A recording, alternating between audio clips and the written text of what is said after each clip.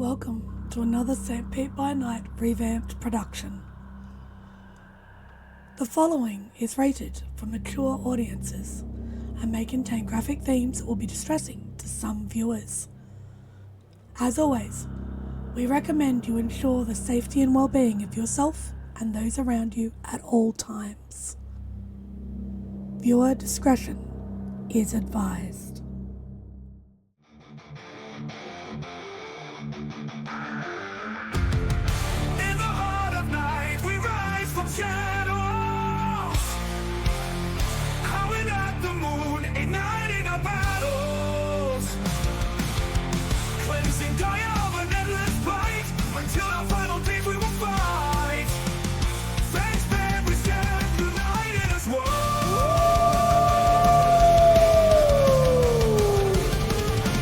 Evil spirits lurking with horror and dread.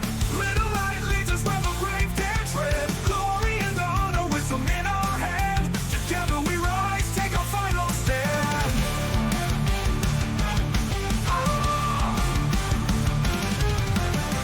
Everywhere we run, the wind is at our back. All the warring forces we will track. From the depths of the ocean to the clouds in the sky, vampires tremble as we learn to fight. Rage across Tampa, in this fight we'll stay. Evil spirits lurking with horror and dread. Little light leads us where the brave dare tread. Glory and honor, wisdom in our hand. Together we rise, take our final stand.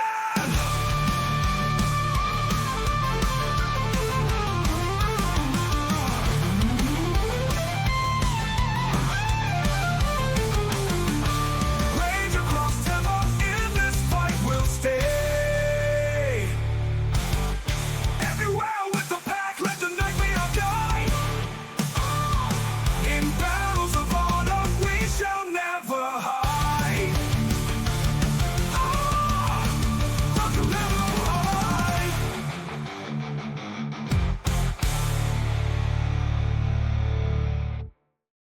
Good evening and welcome to the St. Pete by Night Entertainment Network. St. Petersburg by Night is a World of Darkness community broadcasting from St. Petersburg, Florida. My name is Kent, also known as Michikent on all social media, and I will be your storyteller tonight. It's Tuesday night, and you know what that means. It's time for Rage Across Tampa, our Werewolf, the Apocalypse 5th edition chronicle set in the city of Tampa Bay, Florida, and hopefully, fingers crossed, we'll actually make it through a full story tonight. But in the spectrum of things that could happen, who knows what's possible? We're just gonna have to wait and see what's possible. But I have high hopes for this evening because I have an amazing group of players who make this game possible, and I want to go ahead and introduce that amazing group of players now. Players, go ahead and introduce yourselves if you please. Hi, everybody. I'm Champ, Champagne, my little soda pup, whatever you want to call me. And I will be playing Aspen Wise, Philodox of the Silver Fangs.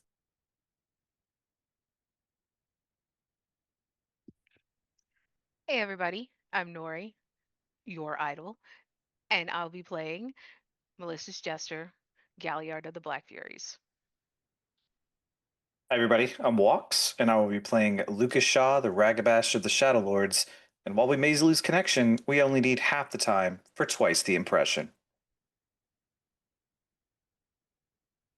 Everybody, my name's Preston. I play Jason Dreams Decay Thorn, and this is how it's done.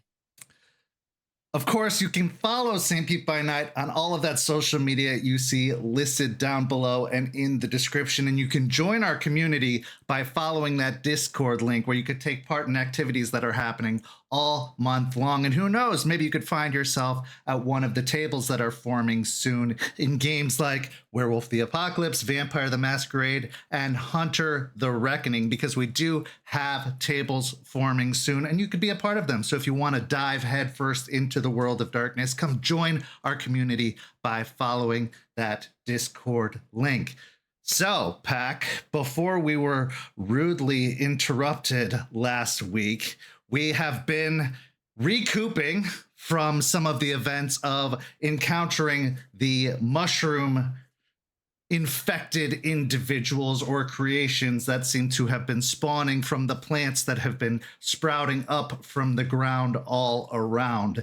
And now, this week, it seems we are preparing to deal with Jace's infection. But before we get to all that, Aspen had a meeting of the Ragabashes where she decided to go over the various events that seemed to be happening, where she was bouncing off the minds of both Artie and Lucas as to how to handle the affairs of the day, especially after encountering the Mokale known as She Who Shines, who seemed to have appeared within the cairn of the Sept of the Evening Star, most unexpectedly. A Mokale who is a neighbor, seemingly, to the Sept, who has gone unknown for many, many years. A Mokale who has a bone to pick, quite literally, with the Guru, but is willing to set aside past grudges if one particular issue can be handled. Because it seems this infection,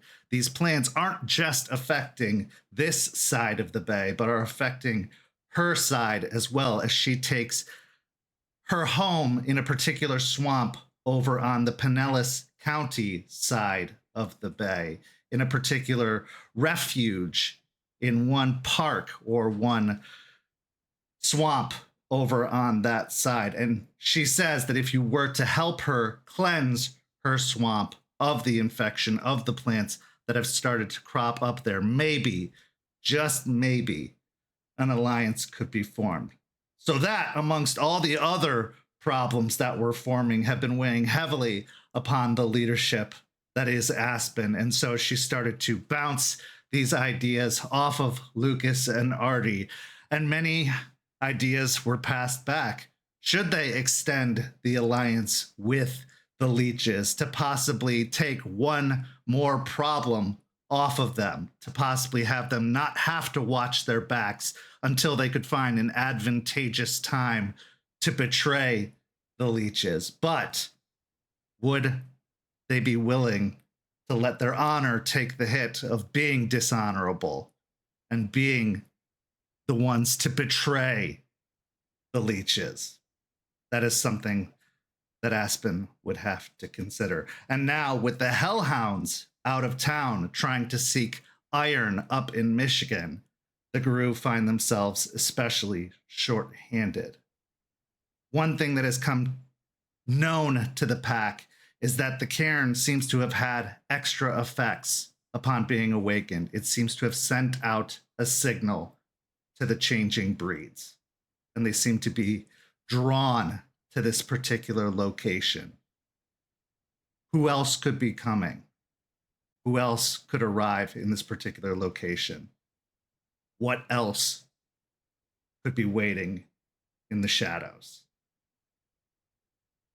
So, our story begins tonight as three of the Guru of the Sept of the Evening Star meet within the daylight of the cairn to discuss various matters, to seek out more advice, and to plan for the future to come. Aspen, Jester, and Charles have gathered within the cairn around the hand-carved wooden table of the leadership of the Sept. Charles paces alongside the table, flexing his hands somewhat eagerly, as he has been confronted several times within the past few weeks with entities of immense power that he has not quite been able to face or confront directly for one reason or another, whether it's been because he's had to protect a member of the Sept, whether it's because there's been conversations to be had, or whether it's because he's possibly been outmatched.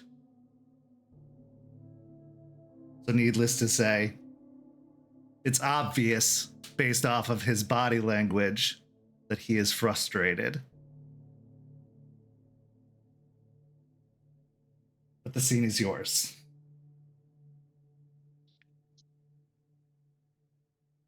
Jester's currently sitting on the table, one leg just like swinging nervously, almost like back and forth a little bit. The other's kind of tucked under her on the table. Aspen is sitting up, tapping a pen on the table, looking down at the table, not really examining anything, but deep in thought before she lifts her head. Okay, so we've been dealing with a lot, obviously. This She Who Shines definitely brings a new, interesting debacle to us now. She had mentioned things of more potentially coming, and that on top of the leeches and the fae and all. Well, it's a lot, right? Yes. A lot. Also,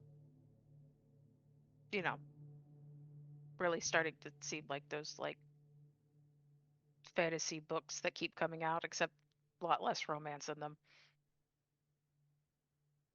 Yeah. I don't know what I would do if there's more romance in these situations. So I guess it's okay with what we're doing now.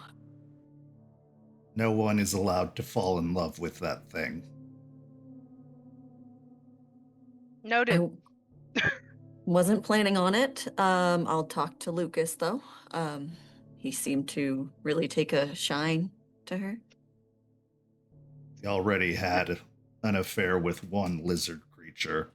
I wouldn't put it past him to be attracted to a second. Fair point. And we'll also make sure that Jason doesn't fall in love with a fae or a turtle. Exactly.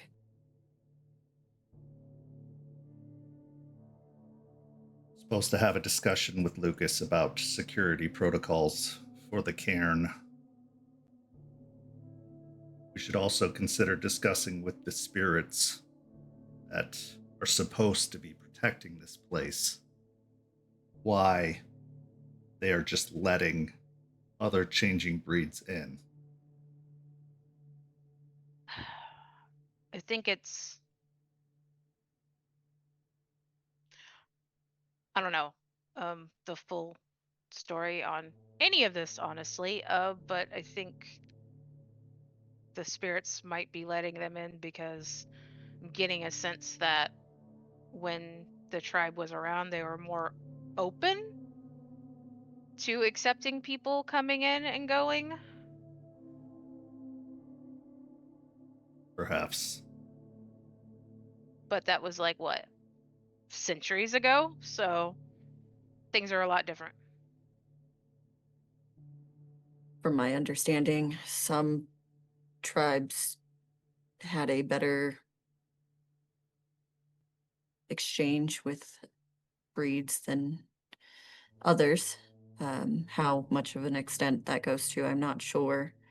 But I think it's a good idea to know what we're getting into when it comes to the changing breeds. I know of the War of Rage, I know of some of the changing breeds, but details are a little fuzzy for me when it comes to the changing breeds.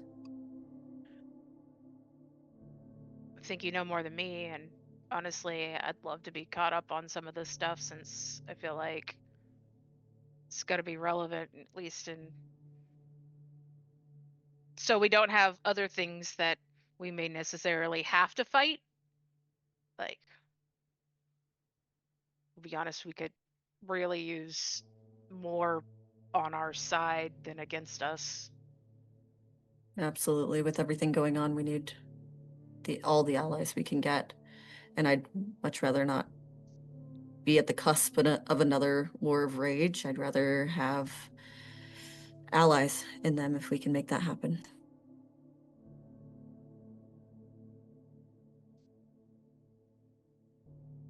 It wasn't a glamorous part of our history, that's for certain. And old grudges run deep.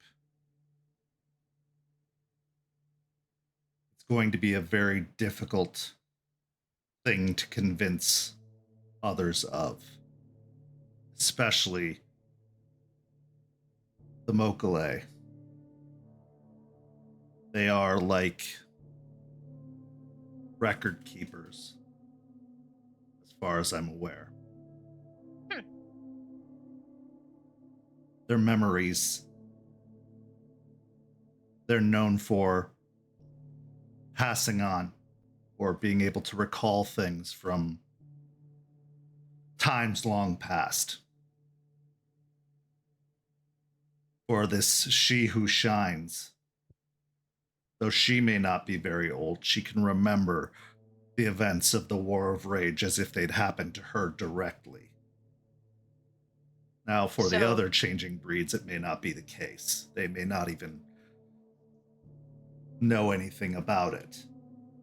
But what they will know is that there are very few of them.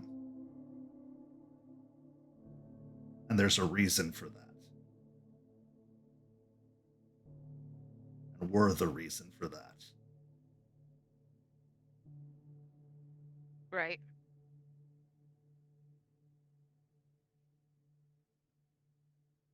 Well, what are the others? What can we do to plan for potentials? Because we're gonna meet another one. It's what it sounds like, at least. Be honest, I can't say for certain. Based off of our location, there are many possibilities.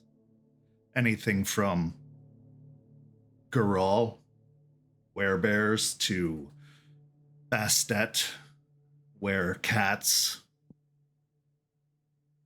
I mean, there are bobcats in the area, so it's possible that some of them may be shape changers, although they would have to be fairly well hidden.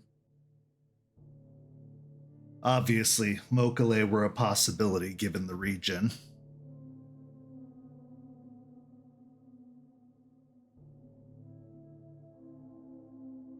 The Rokia. I would be surprised to see them. They have long been believed to be a myth, but if they exist, it's very unlikely they would leave the water for any reason. And as long as we don't go there, they have no reason to come here.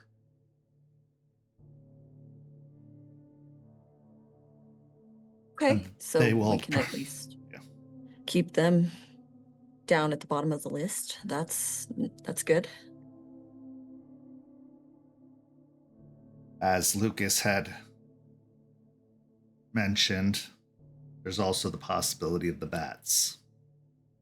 The bats are the ones I am primarily wary of, for they are believed to have succumbed to the worm, as they are most closely tied to the leeches. It's believed there's a connection between them. What kind of connection?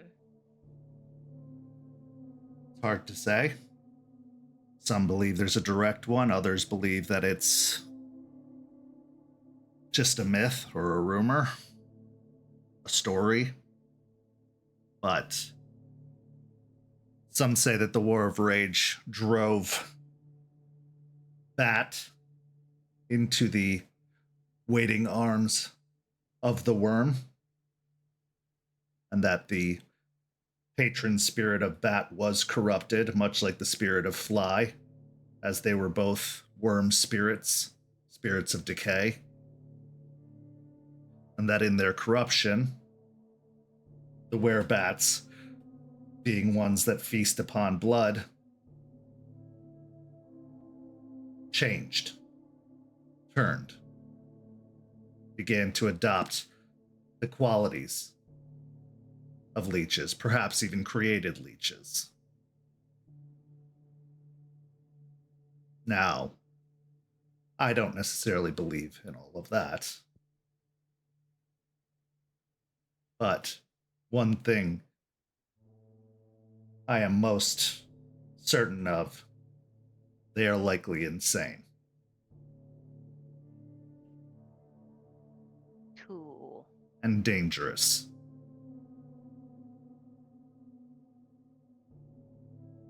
So based off of that, if one were to come here because of the outreach, would there be a potential of talking them down, or is that one that we take care of if it comes to that?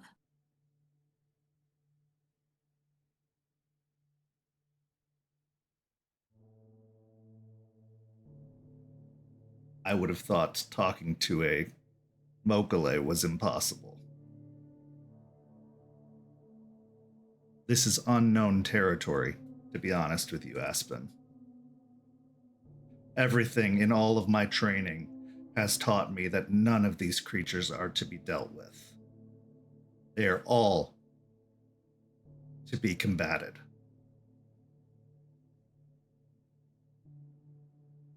I'm sure they say the same about us. Certainly. And for good reason. What we did to them, well, whatever the reason was, it wasn't called for.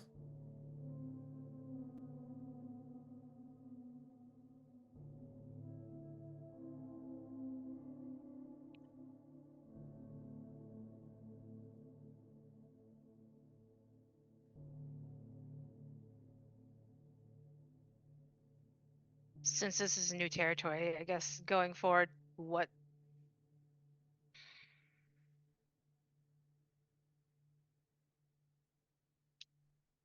looking for the right word.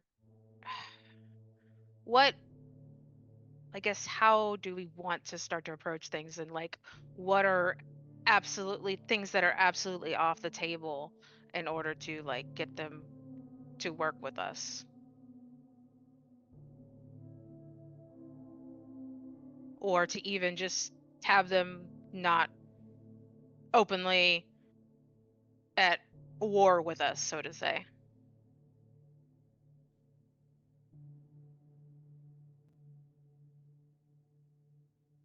I don't believe they have the forces for a war. It's very unlikely that they have the ability to ally amongst themselves.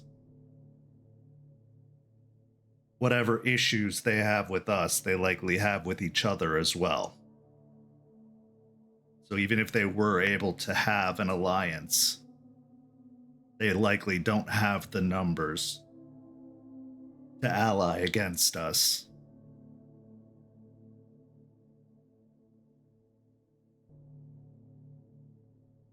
That being said, the question is valid. And it's a question for you, Aspen. What is off the table? What are you unwilling to offer for their alliance? Well, if it comes down to, which is something I considered, an eye for an eye sort of situation, that's off the table. If they want one of ours for us to have a conversation, that will never happen. But I'm open to hearing all of them out. I mean, after what their people were put through, I think they at least deserve to have a conversation. I just don't think that more violence is going to be something that will solve any of this. Kind of agree. It kind of puts everyone in a worse position if we're all trying to fight for Gaia. I mean, these what were they called again? Werebat, like, what was their name? My pronunciation is a little rusty, but I believe it's Kazmataz. Okay.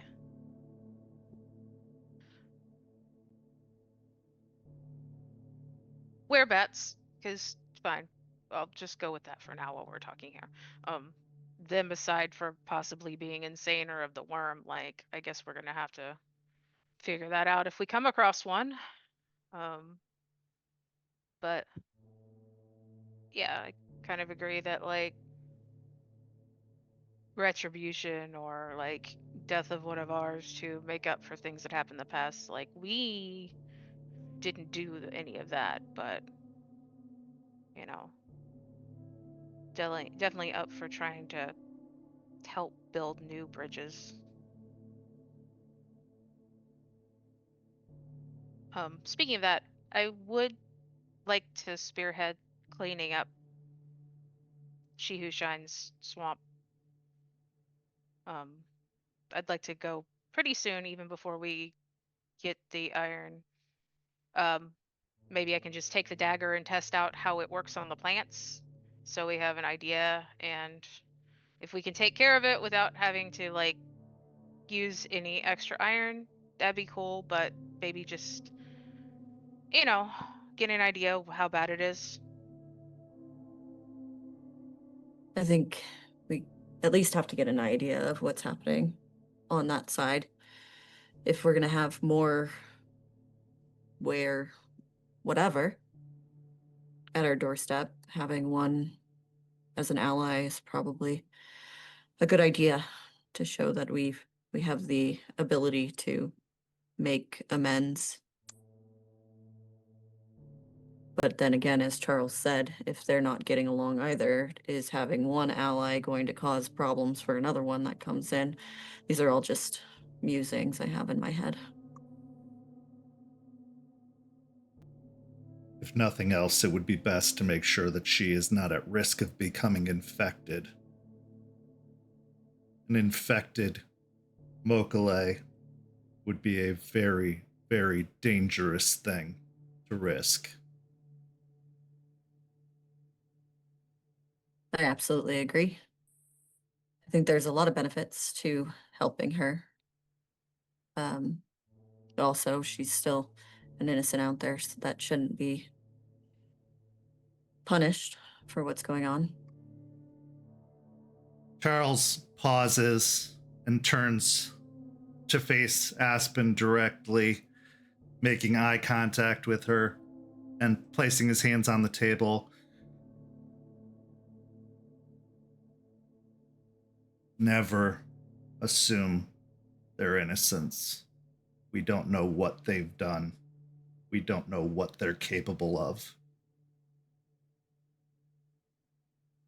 Until we know them, we cannot say whether they're innocent or not. It's a fair point, and I completely agree with you, but I also don't see evidence that they're responsible for the plants. Why would it be in their swamp if it were? So in that case, they are innocent to that. Agreed. I have even more worries. I mean, I don't think any of this will be resolved today, but what happens if one of these werebats, no, I'm not even going to try, comes and they are worm tainted and they don't like what we have to say and they turn to the leeches and start working with them and get them to get this, upper hand on us, or even to the spirals that we have no idea where they're at or what they're doing.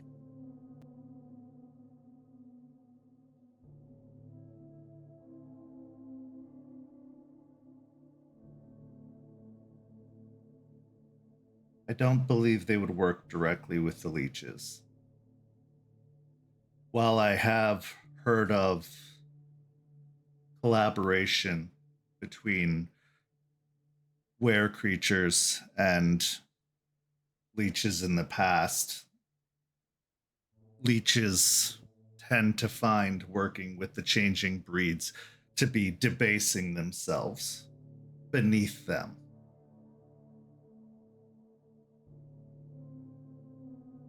They Hasn't think of stopped us them. as animals. Hasn't stopped them from making agreements with us. No. That is true.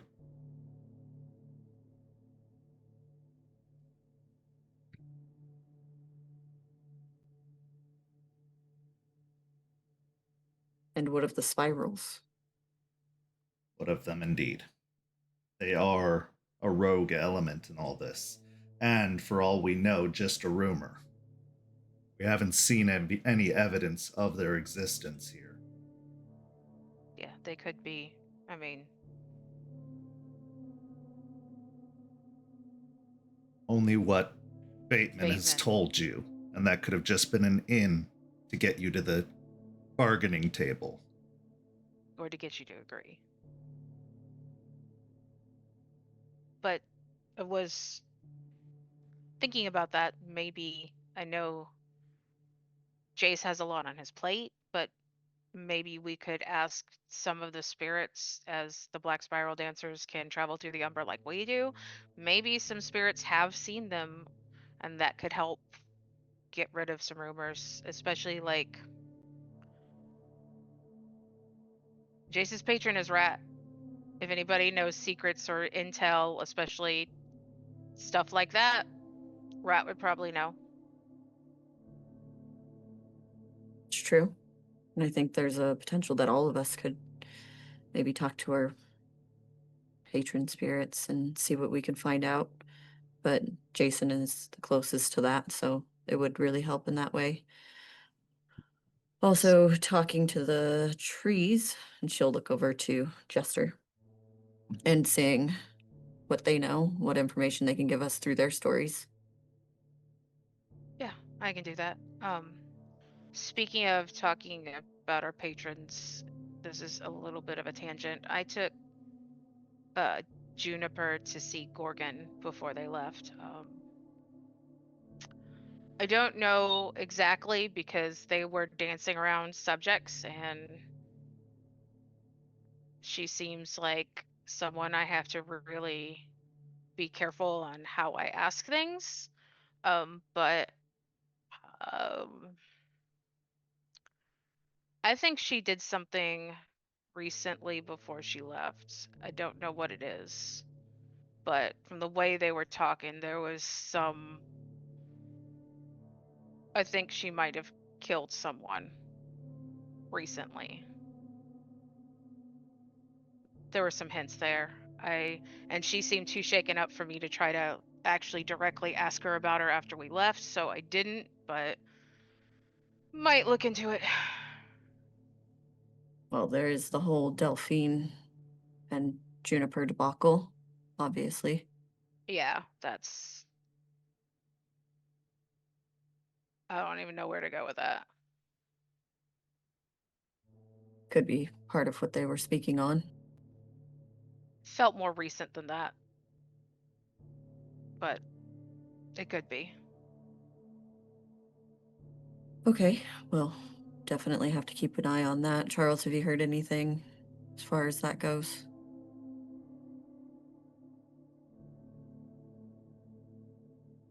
There is one thing that came up recently. There was a report, a brief police blotter that came out of a wild animal attack. Man found dead in his home. Investigation was open and shut, very brief, closed. But they believed it was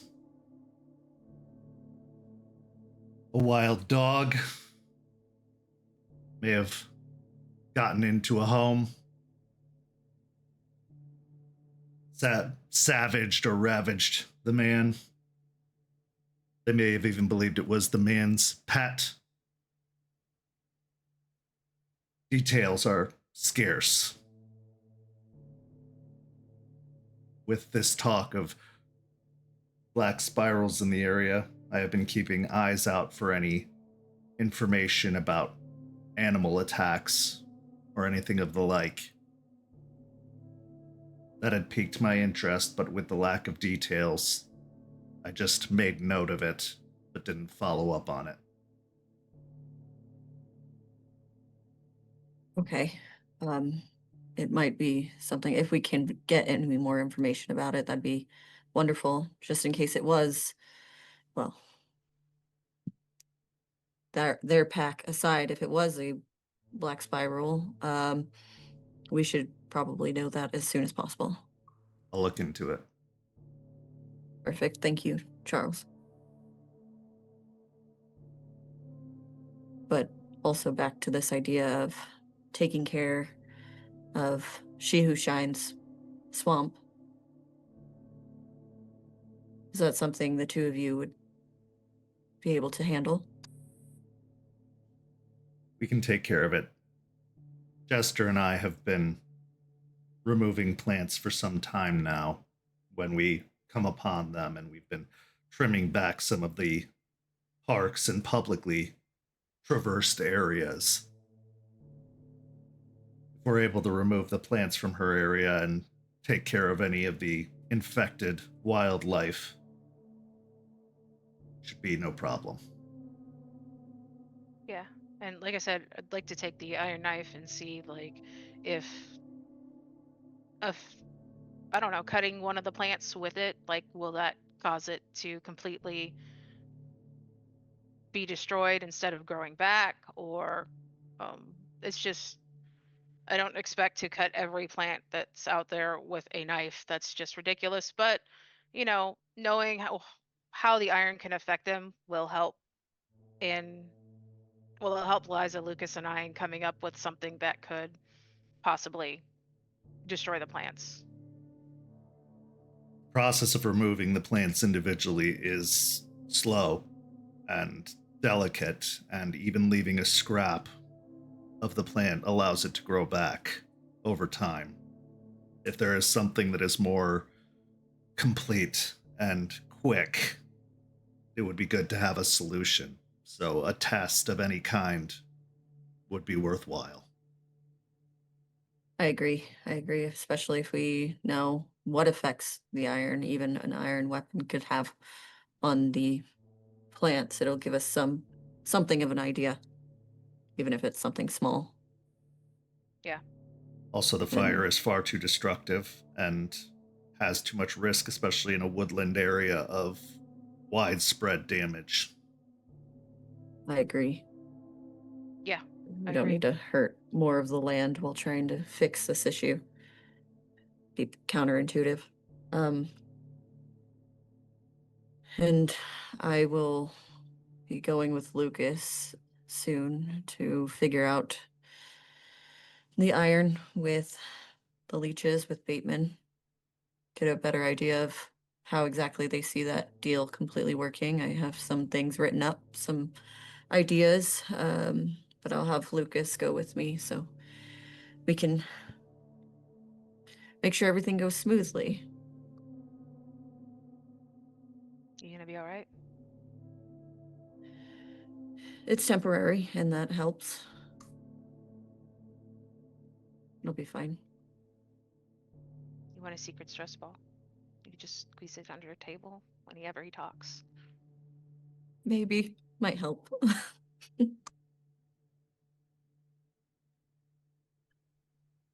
But to an even bigger issue, I fear that everything is starting to pile up. Do you agree? Yes. Yeah.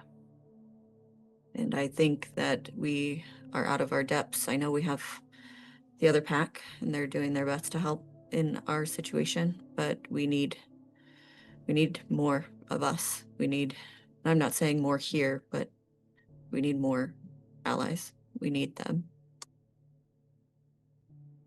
We can't do this alone anymore.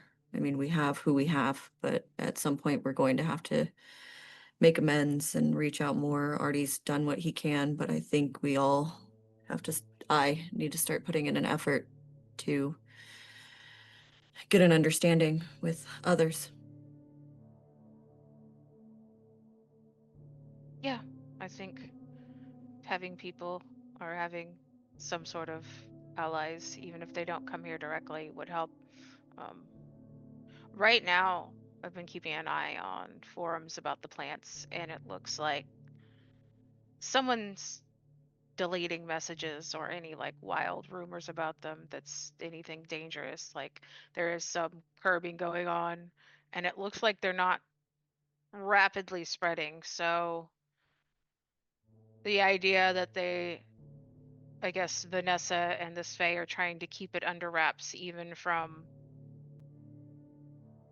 I guess, other Pentex groups as well, might be true, which could be a good thing because it might not have spread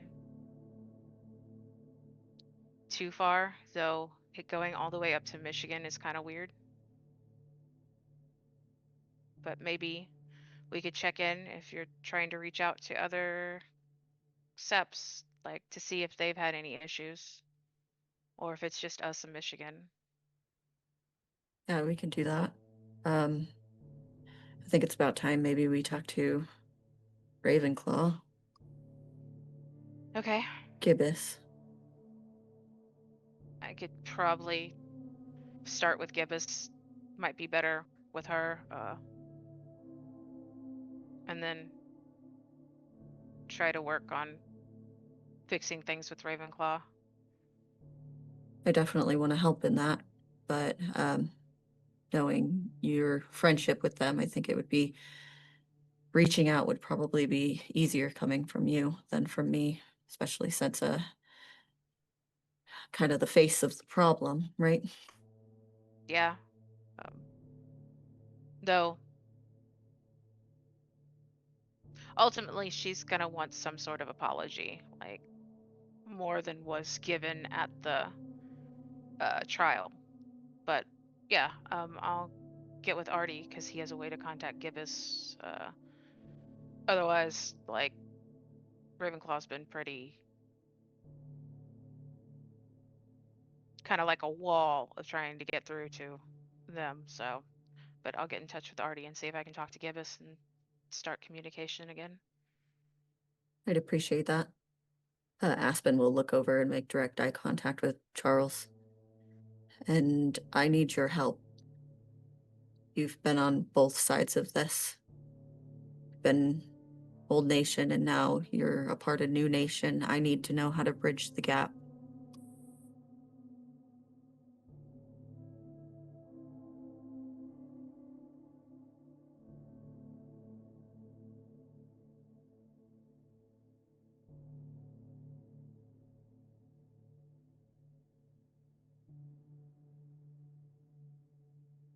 Politics.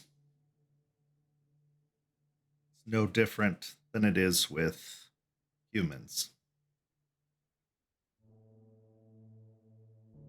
The biggest fault we made in the old nation was we forgot that everyone has their own struggles. We forgot that we weren't just one large entity. We forgot how widespread our problems were. We forgot that we were a series of small territories that made up one large group. And our inner struggles broke us apart. My grandfather was overwhelmed with the burden of leadership. It all became too much. He lost hope. If you want to connect to the other septs, the other leaders, you need to show them that there is something to hope for. You need to show them that there is hope in this new nation. And you need to show them that their issues matter, that they matter. You need to connect with them on their level, whatever level that is. That they aren't lesser than or greater than one another.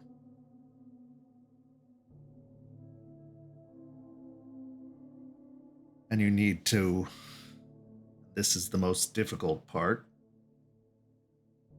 you need to get them to recognize that about each other.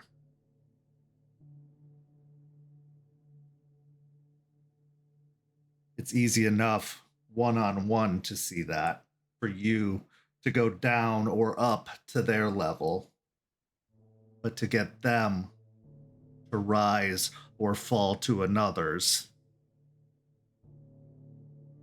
that's not as easy. Some seps, more empathetic ones, your children of Gaia, you'll find it a little bit easier with them. But your red talons, not so much.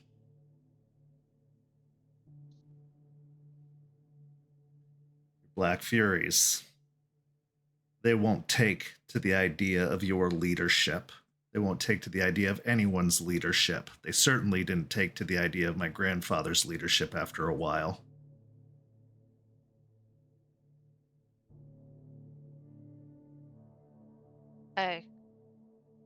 Okay, question.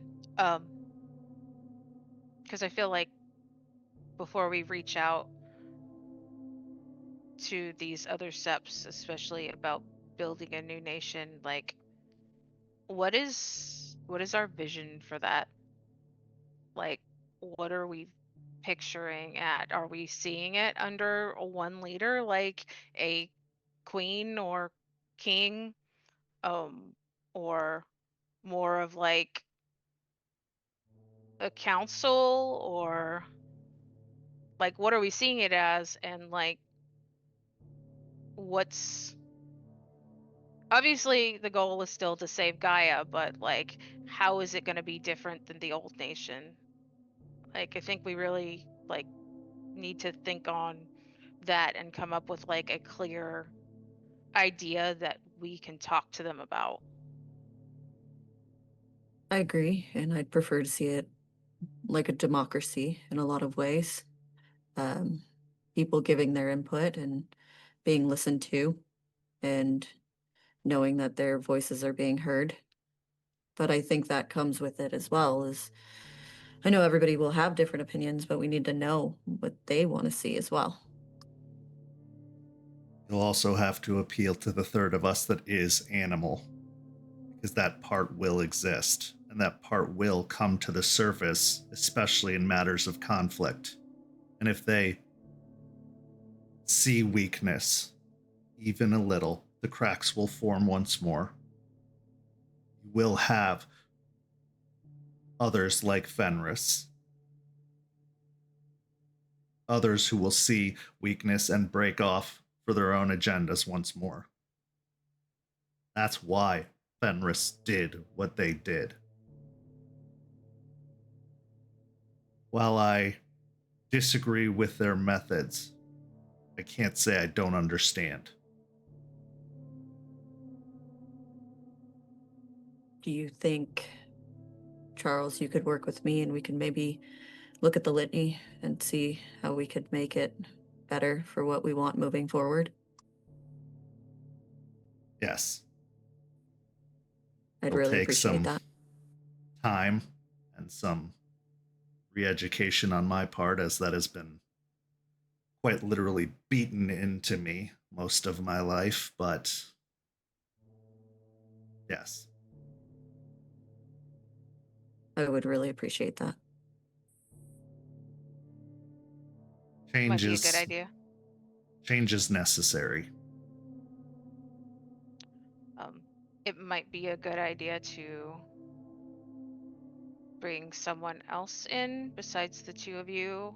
Like, not saying like the two of you like couldn't handle it, but you're both Silver Fangs, and there is a reputation with Silver Fangs especially with people like my tribe and the Bone Gnarls and a lot of the other ones that, like even probably the Get or the Shadow Lords. Like there is a reputation that Silverfangs take over, and what they say, they want to go. And like maybe having other voices that are not of Silverfangs on what you want to see and happen in the litany might be a good idea, just to try to get people on.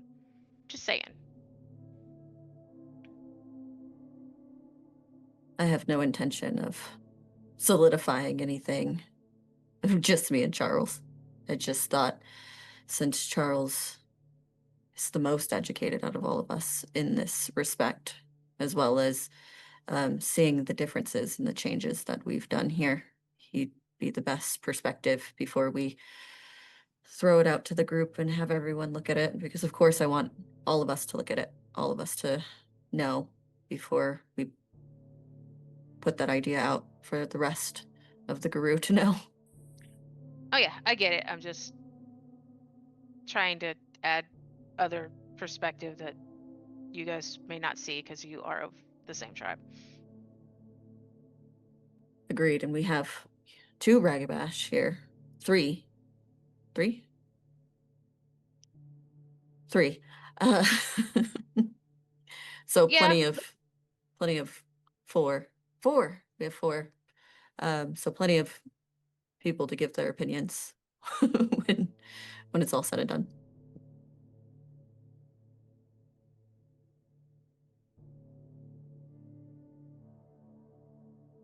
A thought. There's also Terrence. and Georgia Sept might be like a good one to reach out to first. They seem to have, with Eliza and Terrence, like they seem to have some better ties or feeling towards Tampa as a whole. So I agree. I also thought of Duncan as well, but I think Terrence, his fresh eyes would be an interesting perspective as well. I mean, I know there was talk about having a moot, though that's probably been delayed until at least the Hellhounds get back. But having some sort of preliminary stuff might be good to have to talk to people who come from different seps, at least to start opening conversations up.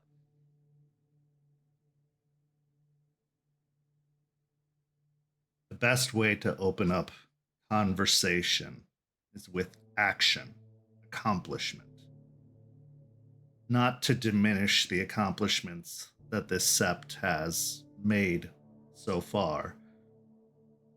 The destruction of Bloody Mary, the upheaval of the Leech Court of Tampa. That's all well and good, but it's been done in many cities, many times. But we have a unique opportunity. The return of a patron spirit, long since believed gone. That is a unique thing. That is an action that Theurge all across the old nation will revere. They will make sure that their tribes, their septs, their leadership understand the importance of. The possible return of a tribe of Guru. That is a powerful message. You want to make a statement. You want to broker in a new age. Before even contacting other septs. Have something to offer as a means to opening those conversations. Because that's what they're going to ask first when you contact them. Why should I even bother? Why should I answer the call? What have you done for me? They will know your faults. They will know what you've done wrong. Word has undoubtedly spread of the mistakes of this place, more than the accomplishments. I mean, But if you have something to herald along with the call,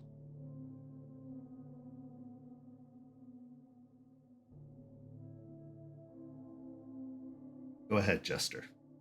no, I was just going to say that, yeah, negative news tends to stick around and travel faster than positive news.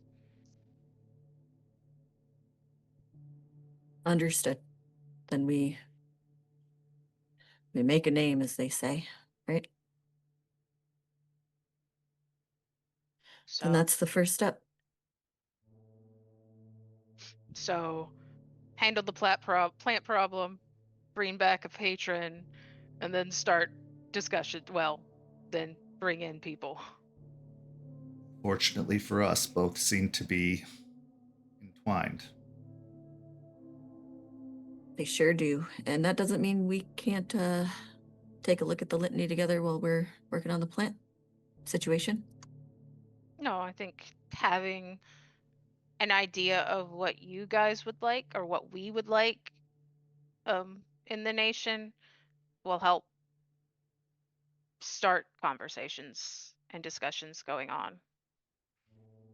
Because usually when you bring something forward or an idea forward, people want to know, like, well, it's your idea. What plans do you have for it? So, It is best to be prepared. I agree. That being said, I had a thought strike me as we were preparing and making considerations for a potential assault on Piney Point. Why does our assault have to be purely physical? Aspen, you have a particular set of skills and a particular career that warrants certain avenues. Piney Point is a facility that has had much legal trouble in the past. Are we certain that the facility that's open there has all the permits required to do what they're doing? Are you suggesting that I go after them legally, Charles? I'm suggesting that we tie them up in legal red tape, yes. I'm so in. It's the best thing you've said all day. If at least there are eyes on their facility, or at least enough to prompt investigations, to tie them up and cease them from shipping any fertilizer out, or bringing any products in to make further fertilizer, maybe they'll have to cease operations for a while and slow down the spread of what it is that they are producing.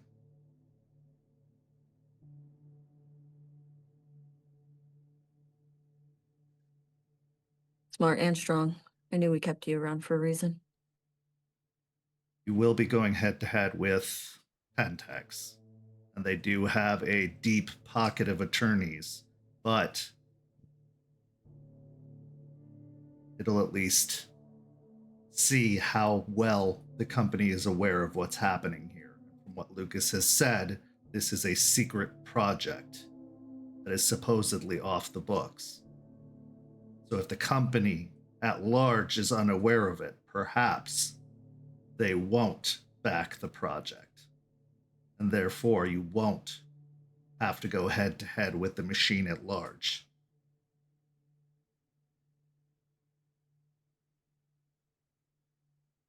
I'll get right on it.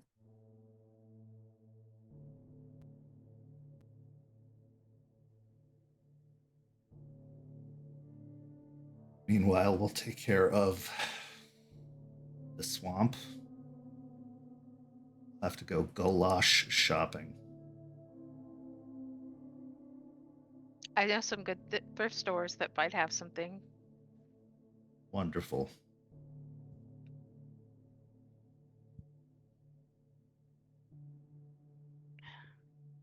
As the trio continue discussing planning and the idea of a new nation, what's going through your heads after this discussion? Jester, we'll start with you.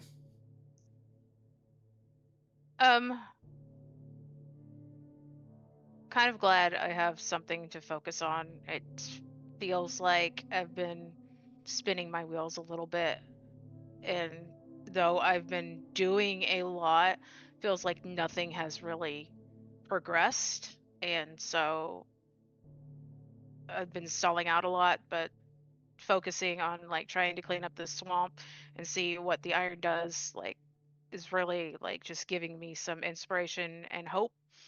um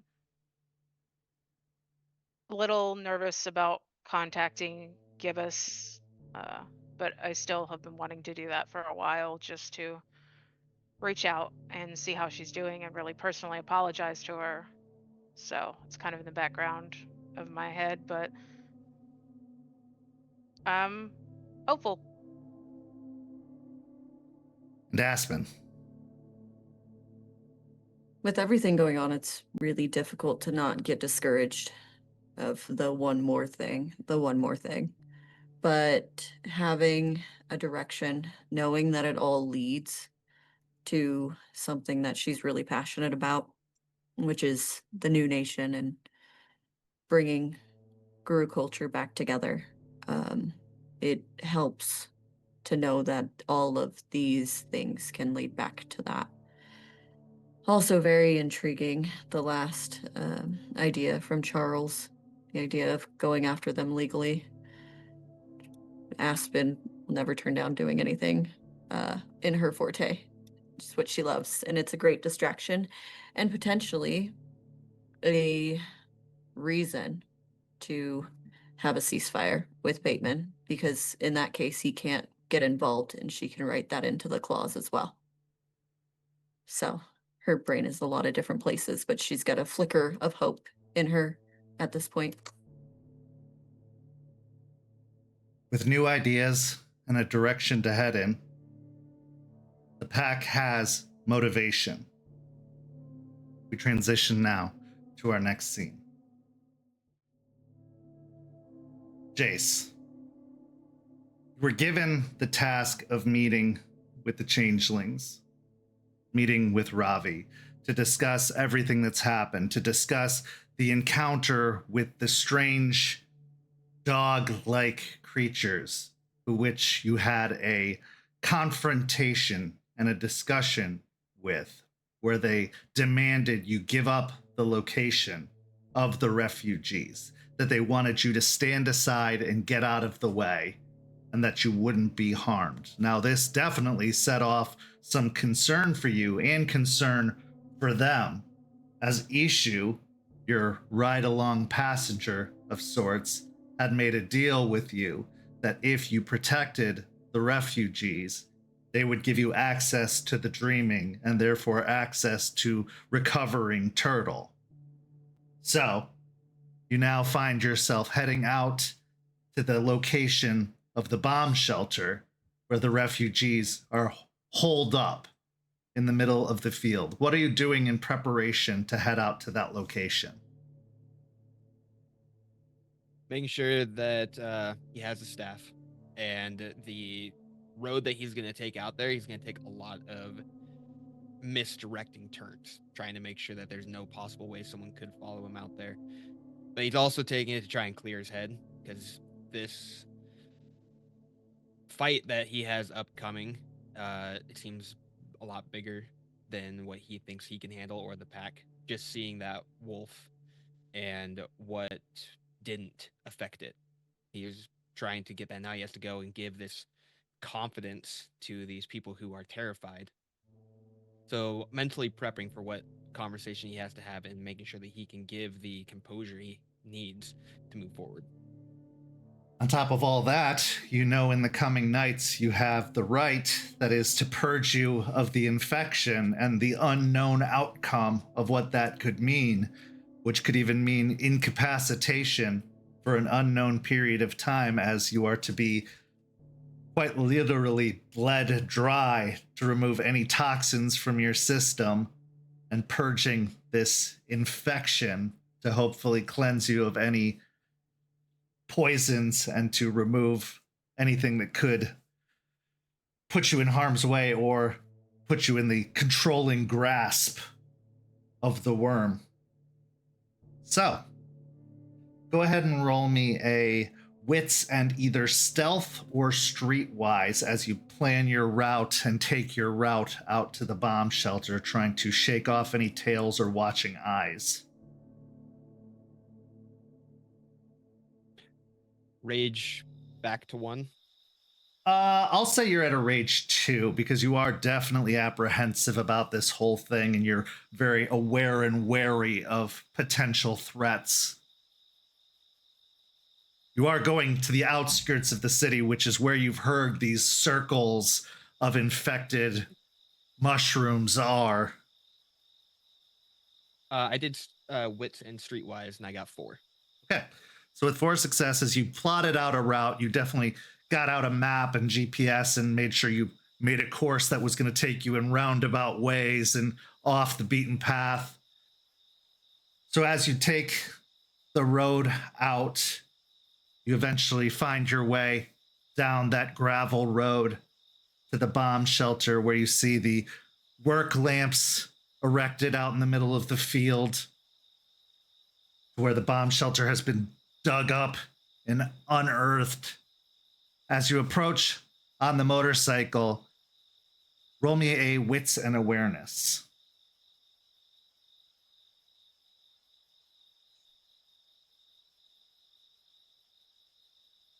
Three. Near the edge of the pit, just outside of the pool of light, you can make out a couple of silhouetted figures just outside of the light. Lookouts, most likely of the refugees, and one of them gives out a call which sounds like an animal call, alerting somebody from within. A moment later, you hear the sound of grinding metal, as if like the turning of a wheel on a locked door, and the swinging open of that big metal heavy door of the bomb shelter. After a moment, as you get closer, into the pool of light comes the small 13 or 14-year-old boy wearing baggy, oversized clothes with really long, sandy blonde hair and a freckled face that you know to be the human embodiment of Ravi, who looks very, very different in the dreaming, and you're still kind of getting used to this physical form of Ravi, who looks like a fully grown adult man in his Fae form, but is just a kid in this incarnation. He raises a hand and this oversized sleeve droops down his arm, and he waves, "Sarah!" Hey, but I don't know if buddy is a good term. Kid. What's up, man? Come, it's good to see you. It's good to see you too, and make its way over. Are you hungry? We have food. We just cooked up Oh. beans. Sure. I'll have a little. I don't want to take too much from you, so I'll have a little. Nods and waves you over and climbs down a runged ladder into the pit, then heads inside where there is a camp stove, grabs a can of beans and a spoon and walks out and passes it over to you. What news, Sarah? What prompts this visit? One, I wanted to make sure and see how everybody's doing. Like, you guys getting everything you need? Other than Supplies beans? are sparse, but we are making do. We are rationing, as is the custom, but we have enough to get by, and we have received some donations. We go into town and gather some things from the Ministries, I believe, is the place. There is a food bank there that has been quite generous. Good, good. I made sure, and from what I could tell, this place seems still pretty secure. Good job with the um people watching out. Uh, I'm glad you guys are doing really well. Have any more shown up? Alas, no, we have not located any of the others yet, but we are always on the watch, and we have seekers out looking constantly, trying to find any of the others in the area, but we have to expand our search further out. It is always hard to tell unless they have truly become self-aware. They are often hidden. That makes sense. Okay. Well, that was part of why I've shown up. The other part of it is a few things actually. First, we had a meeting. My people, we had a chat, and my leader had a chat with Ishu. Father, yes. Yes.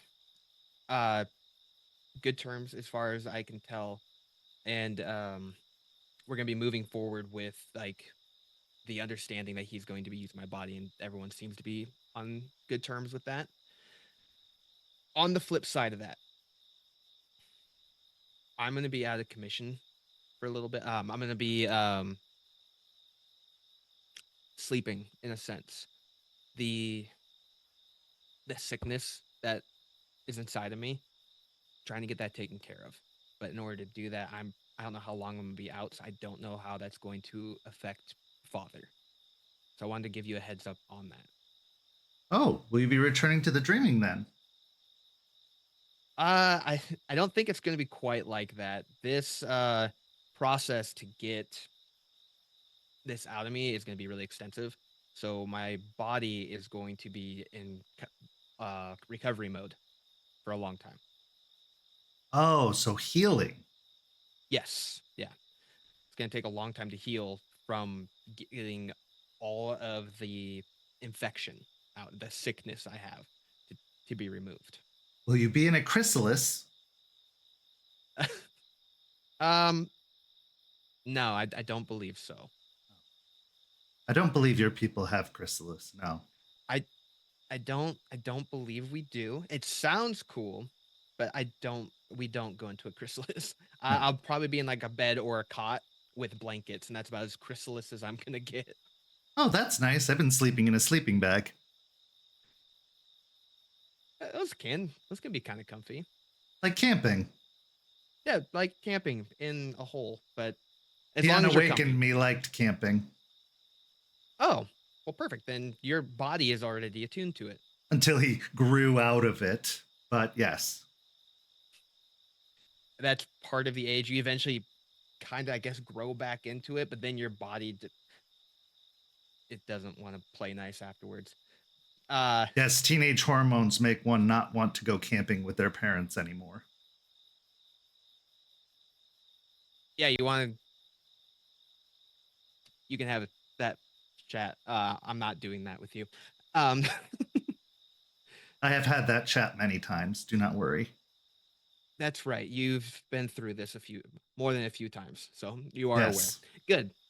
Then birds, bees, and all that kind of stuff you're aware of. I didn't get to have that chat when I was sent off to the Crusades, so about the same age too. That was a long camping trip. That's a term for it. Ravi, one day I just want to sit and just listen to all the things that you've experienced when we have more peaceful times. Of course there are. Crusades. Cool. Kind of really bad things happen. Anyways, the other side of it is we're needing help. And keeping this place secret is something I agreed with. But one thing is that we're spread really thin, and the amount of plants that are sprouting up, we're having a hard time keeping up with it. Is there any additional information you can give me, or is there anything you guys can do about the plants? Because ripping them out root stem is slow. It's possible. Our abilities are limited here. But there are some things we can do. Most of our gifts come to us in the dreaming. That is where we are most potent, as we are in our natural forms. But it is possible for us to still be of use. But you must understand, when we interact with these creations or anything involved, we expose ourselves to the creator. We expose ourselves to the one who manifested them. Therefore, they become aware of us. So we are putting ourselves at great risk to do so. But you are doing us a great service, Sarah, and we are not taking that for granted. I will talk to the others, and I will see what we can do. And I will most certainly say for myself, you have my help. You have been nothing but kind to me, and you have done all that I have asked and then some. And the fact that you carry my father with you is a great boon to me and my family. But there are others who are much more frail here and would have a much harder time assisting in this world. But I am youthful enough in this body, much more capable. I can help, but I will see what the others can offer and how much aid they can give. If nothing else, I will gather together what information we can about Valor and what glamour he uses. Good. I really appreciate. Again, I don't want to put you guys out. It's just we're spread so thin. And We have put we're you doing out, what we can. Sarah, a great deal. Even with our father using your physical form, I know that must be greatly inconvenient for you. So the least we can do is offer some sort of aid in return. Thank you. The issue that here's something. I've been doing some practicing, some training with one of our great warriors, and on one of these trips, we were taking care of some of the monstrosities, those the creatures with the plants and the mushrooms growing on them. Relatively easy enough. He did most of the work. By most, he did all. But at the end, The I don't know Famor. if this. Yeah, exactly those. Is there anything about? Do you know anything about a big wolf like covered in made of plants, made of the earth itself?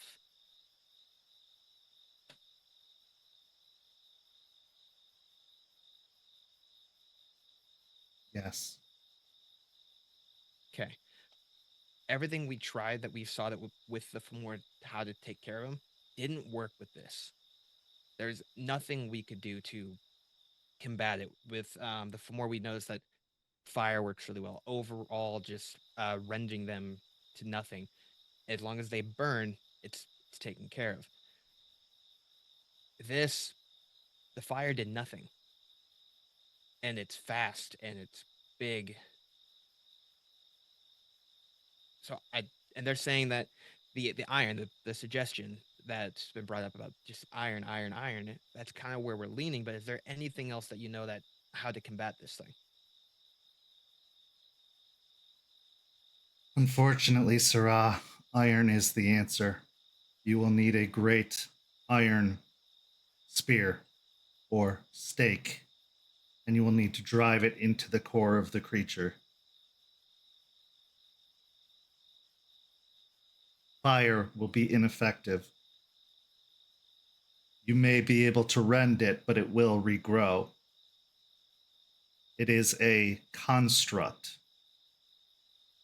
It is soulless, mindless. It does what it is bid, and only what it is bid. It cannot be manipulated, it cannot be controlled. It cannot be swayed.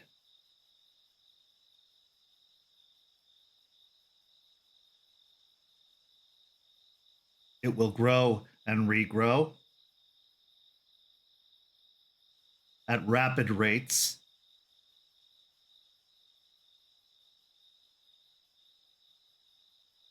And until you devastate and destroy the core, it will fight on.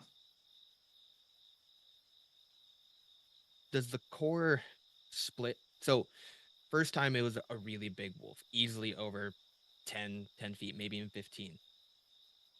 The other time we ran into it, it was split into several different wolves. Is the core always going to be in one, or will it be split in between all of them if they become separated? It will be in one, but it will change which one. So it will be at random. Your odds of picking the right one will vary. There's no real easier There's way no to, way to tell. So either one big spear or stake or several. It has to be sizable. It has to be a sizable concentrate of iron to devastate the core. Okay. But it's been done before.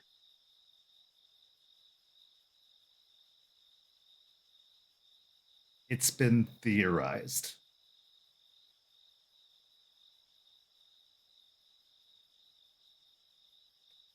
Charles is going to love my theory. Okay. No, that There's a At least reason it's- we're running, Sarah. I get it. After seeing, I get it.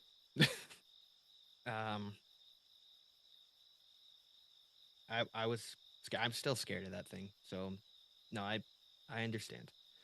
It is meant to destroy anything in its path and then grab those of us that it finds and return us to its master.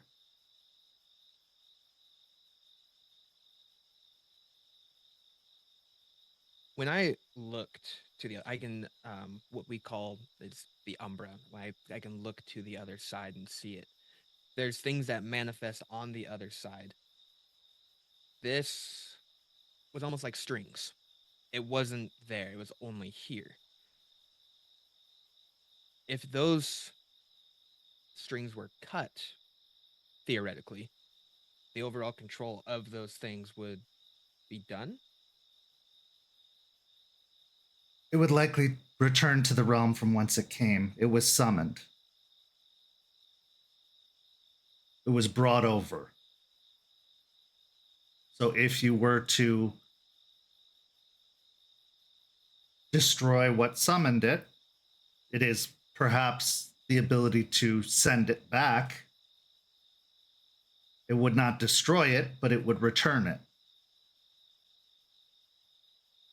It is likely connecting it to wherever it came from, the origin point from where it crossed over.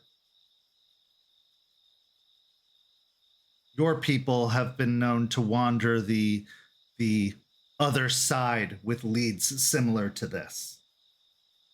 Tethers, if you will. Gotcha. Okay.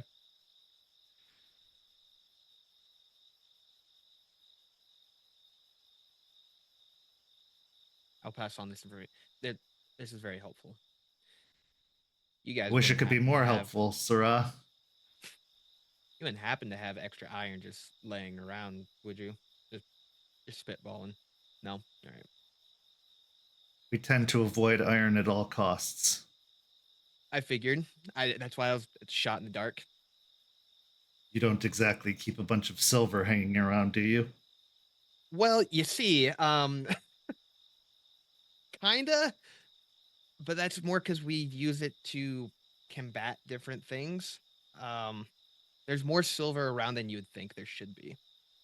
Well, iron's not exactly readily available. No, it is not. You're absolutely right. Well, those are I've asked you a lot of the things that I need. Do you need anything additional? We could always use more food, more supplies, but honestly, just the secrecy and protection is always good. I will see what I can do in terms of information, and if you let us know locations of these infections or plants, I'll see what I can do about gathering a group of people together to go investigate and remove. Okay. I can I'll get you in contact with someone who will be able to do that. Charles, the one I've mentioned, he's kind of the head. The head of that, where he like leads the expeditions to go do these different things. He's really intense, and he doesn't really like outside. Actually, I'm gonna get you with someone else. I might be Jester, might be a better bet. She's much nicer, still intense, but much kinder. Does she She'll like understand you. jokes? You know what? Yeah, and practical jokes. If you can just prank the crap out of her, she'll love it. And Charlie does not. No, No, don't, and don't call him Charlie. If you like this being in this body, don't call him Charlie. It takes a long time to get another body, and I have to forget for many years, so I prefer not to. Yeah, for the betterment of that, Charles or Mr. Albrecht, either one, never Charlie. Very well, Sarah. I will. I'm still trying to get a way to try and get food out here without giving you guys away. We But as soon as understand. I can figure that out, I'll get some out here. Something other than beans. I'll get some more non-perishables, but I'll see what I can do about that. Some bottled water and things along those lines, just so a little more comfortable for you. Maybe some cots and things like that. We don't mind being Sarah. That's good because it seems that's all you guys have right now. So I'll see what I can do about get that taken care of. I'll try to do that before I'm. We also have leaving. spam. If you enjoy the spam, go ahead. You can eat all of it. Eat as much as you can. Perhaps. I have not found myself fond of the spam. Canned meat in general, it's not great. I like hot dogs, but I've always found myself in an excess of buns.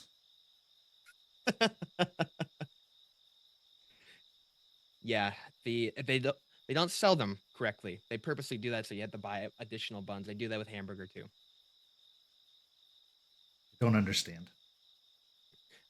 As far as funding to buy things, I know you're going to the mission and they're giving you food. As far as funding, are you doing okay? Do you need more money? All you have to do, you only have to ask. Like, just if you're short, just let me know. We're okay, Sarah. We appreciate your generosity. What you have done for us in terms of secrecy is more than enough. We will find a way to get the funds we need and the food we need. Anything you can offer is very generous, but we have survived in the past. We will survive in the future. We'll do the best we can to make sure that happens. Okay. One last thing. Of course.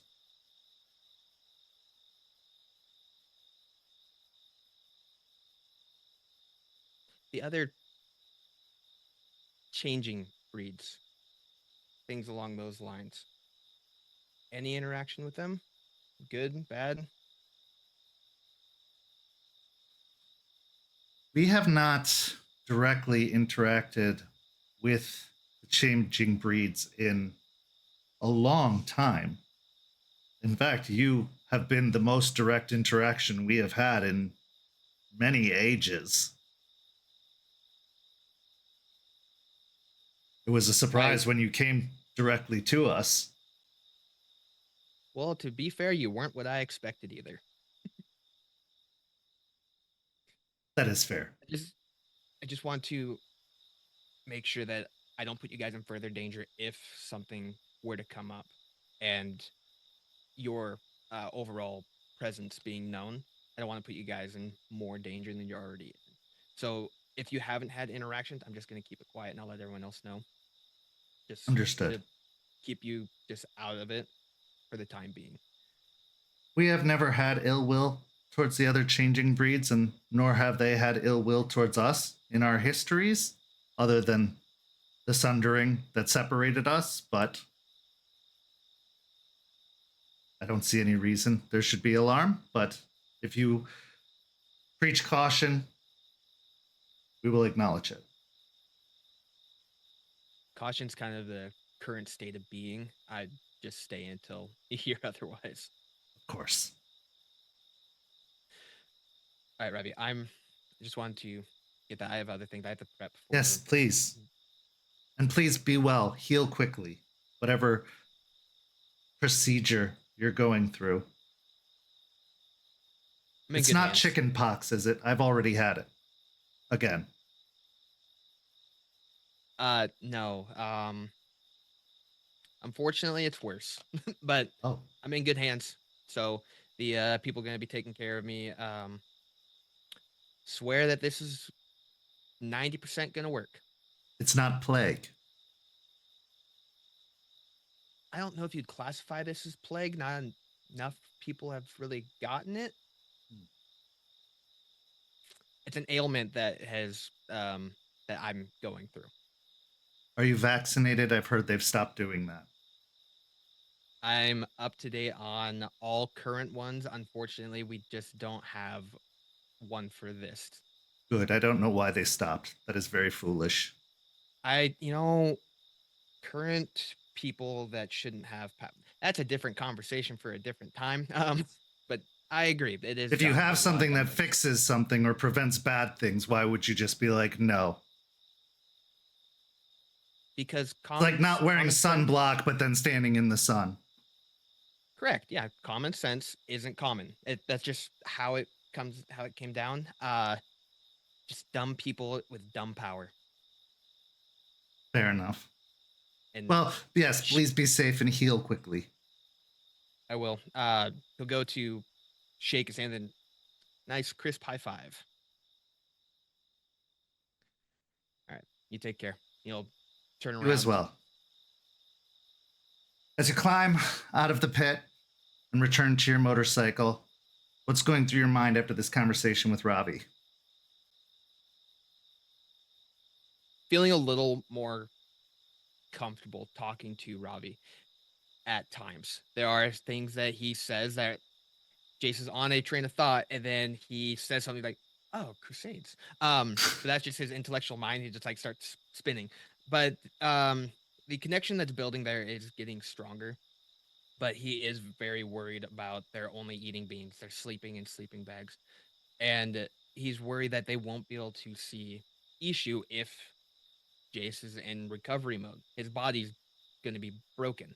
It won't be able to be in use, and that's its whole purpose for Issue is to have a body to use. So that puts them away from someone that they revere and almost look like they need for overall guidance. So there's that aspect. And he's scared for the procedure, but he knows it needs to be done. So as you mount the motorcycle, start up the engine, and begin to drive away, roll me another wits and awareness. Rage still 2? Rage is still 2.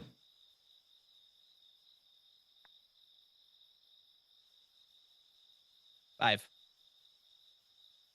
As you're riding, sound of the motor kicking up.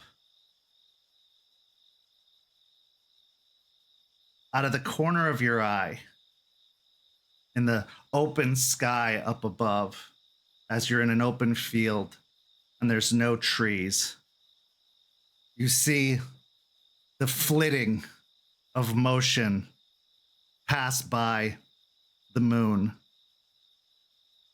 And you look up above to see a bat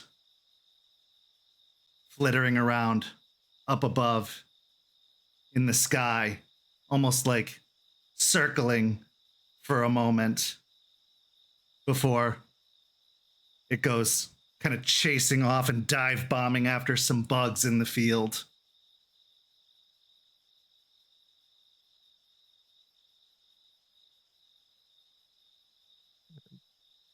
Okay. And notate that. Then Drive off. With all these changing breeds being drawn to the cairn, paranoia starts to mount. Every animal you pass could be something more. And with that theurge sense especially, you know everything has a spirit. Everything has a little extra. Could it be a changing breed, or is it just a bat? Who knows? We'll have to wait and see. We transition now to the final scene of the first half of tonight's story.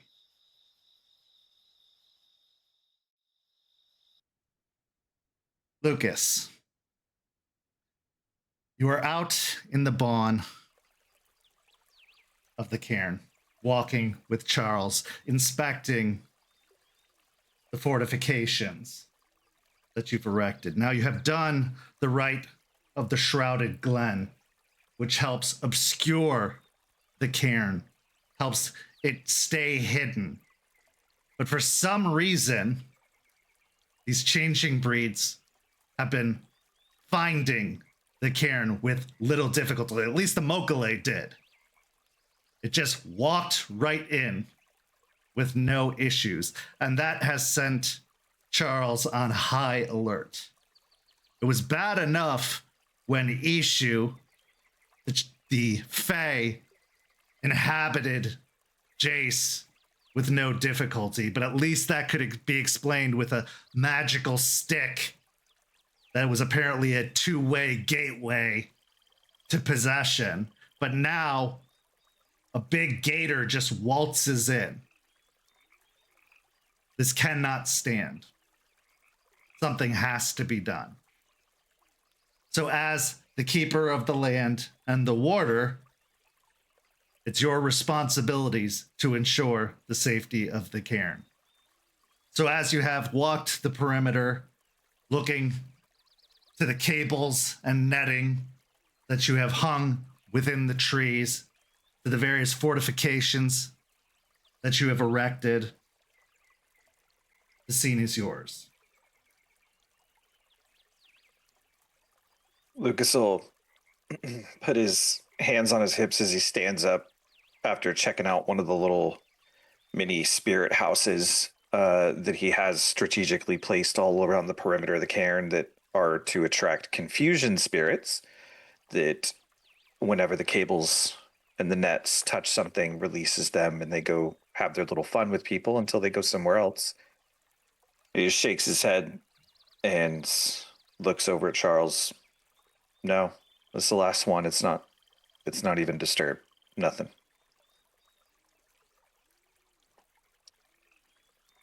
Doesn't make sense. Why are they being called here? It's not even their cairn.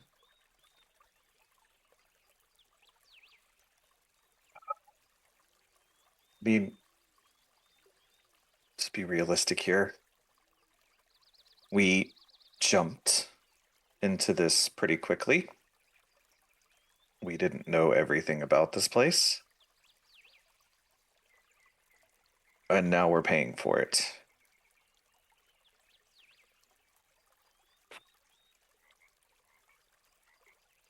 I have come around to accepting and even trusting Eliza, but this is one of the downsides of getting into bed with stargazers. There's always something else. There's always a little bit more. And I think even she was unaware of the potential consequences of this action. Yeah, we like to call ourselves, 1/3 animal, 1/3 human, 1/3 spirit. I think she's just, 90% spirit, and 5% human, and 5% wolf. Agreed. Regardless, if we're going to be having other visitors, something has to be done. What can you tell me about the bats that I don't already know? You have to have some insight into your tribe's history with them. Lucas will kind of stare at him for a second and subconsciously tap the top of his clave. Shuttlers don't really care about anything but two of the Farah. The first one were the birds, and they said, keep them at arm's length, but you can learn a lot from them. I mean, they're crows. We follow thunder. There's an affinity there, but they're just as disconnected as the rest of them are. But there were plenty of stories about the bats and our particular difficulties and dealings with them.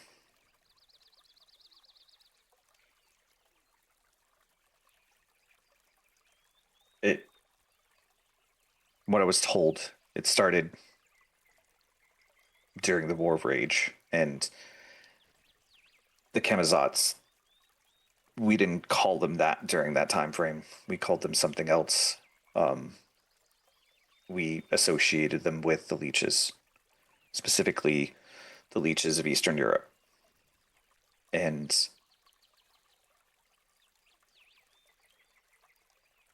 it's said they practice a form of blood magic like we do. And they were tied. So to secure ourselves and to secure our packs and our seps and our tribes' future, we did the dirty work for everybody else.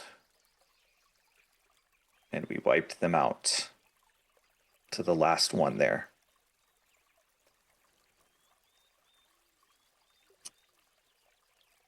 Well,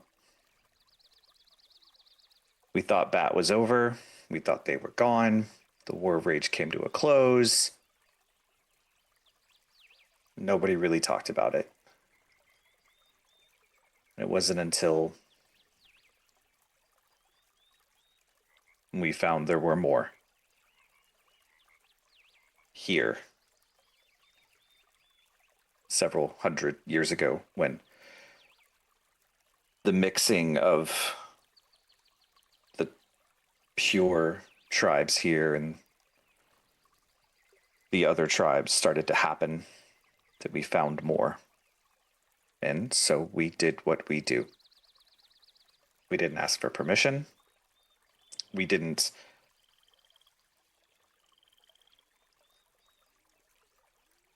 ask for forgiveness either. We did it again. We wiped him out. This time, we told ourselves it was justified because Bat had turned. And maybe it's because of what we did. I don't know. But Bat had turned, and how could they not have also turned? How could they not be just like the dancers, corrupted, using blood.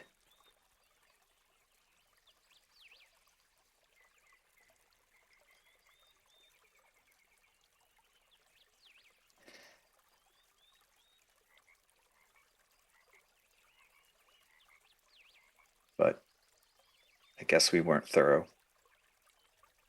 Maybe that's a good thing.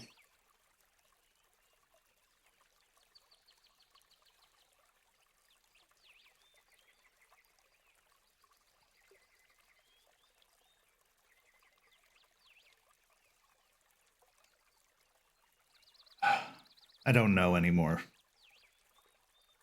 Be honest with you, Lucas.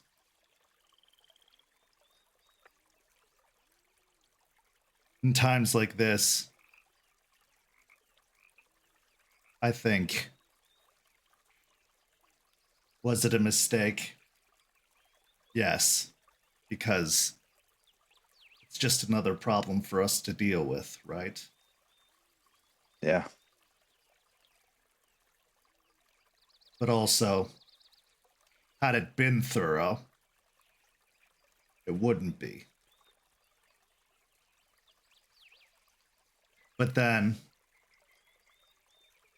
I also think, had it not happened at all, maybe we would have won this war a long time ago. And there wouldn't have been a need for all of us to be still fighting. Maybe we'd all be living peacefully. Maybe Gaia would be thriving. Maybe all the changing breeds would be living in harmony. And there wouldn't be talks of corruption and the worm. Maybe everything would be in its balance.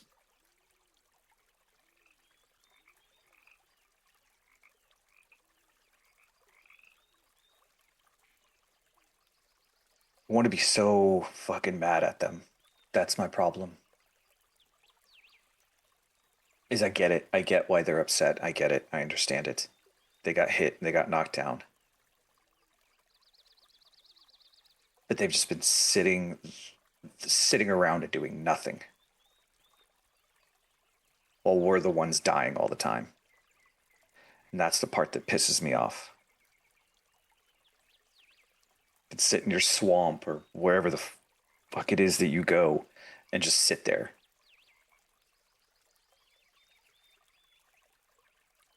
Can you blame them? After watching us kill them for so long? It's almost like karma. Yeah. Besides, what's to say that if they stuck their head out and helped, we wouldn't just turn and kill them again?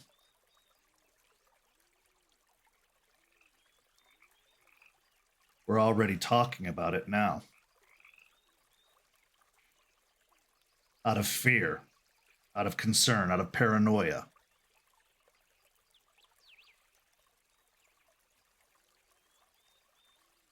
Luckily, we have minds like Jester and Aspen and even Eliza who think that there are other options, other possibilities. Because in my old mind, before this nation, before meeting these individuals, I wouldn't have hesitated.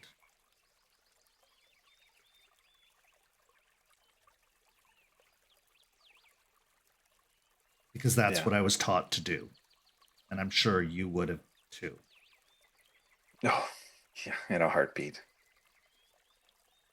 Without any hesitation.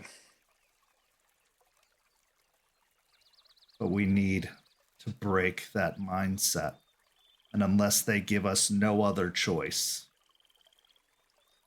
we have to think differently. Or else this war's lost. Yeah. Well, it's like I said, Everything in my mind screams that direction, but I know, well, because it's been around Eliza and Aspen and Jester and everyone else too long, that I can't fully listen to it anymore. That all the hate and the idea that someone has to subjugate someone else is not, that's not going to win us anything. It'll win me something,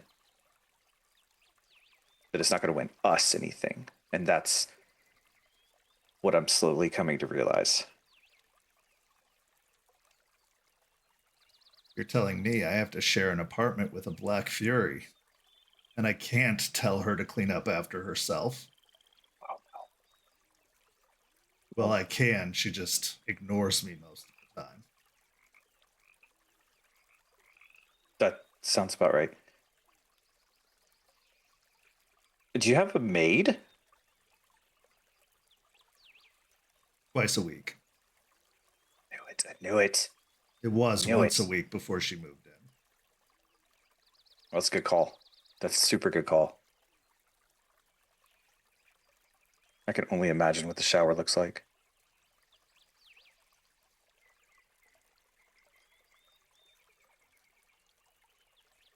I understand that impulse. Most likely better than anyone else here. And though I'm not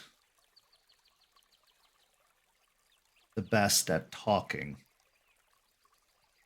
I can listen. So if you ever do need to talk about it, I will listen at the very least.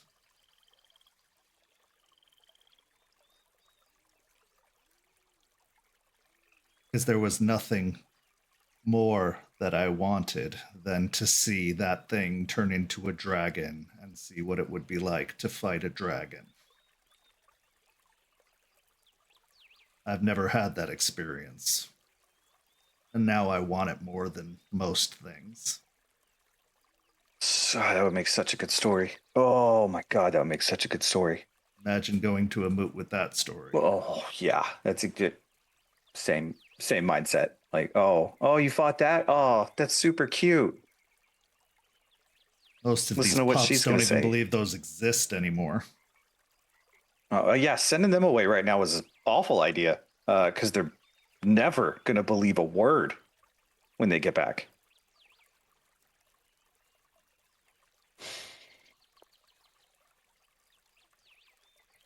But I didn't think that I would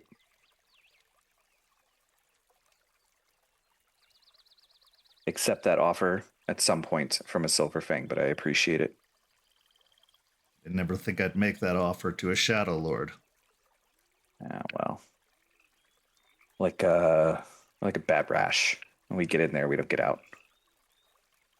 Indeed.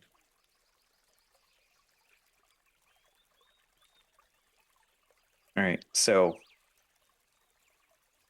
nothing's disturbed around here.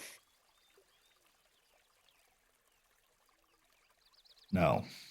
But we need to talk to the spirits of the cairn itself. We need to at least learn the stories of this place. We need to learn their history with these changing breeds.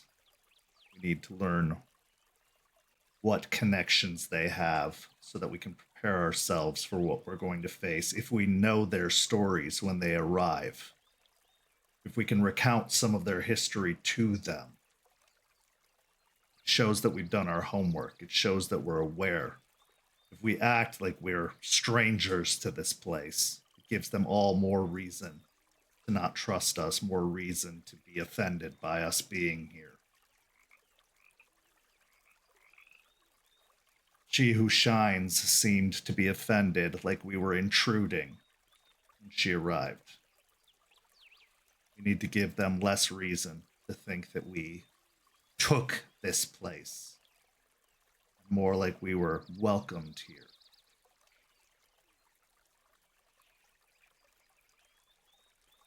I've only done the tree thing the one time. Jester showed me more or less how to do it, but what it showed was not anything to do with the Farah, but it was an interesting piece of information about this lost tribe. And they were pretty arrogant, and they didn't want to ask anybody else for help. Now, if they're the ones that built this place, maybe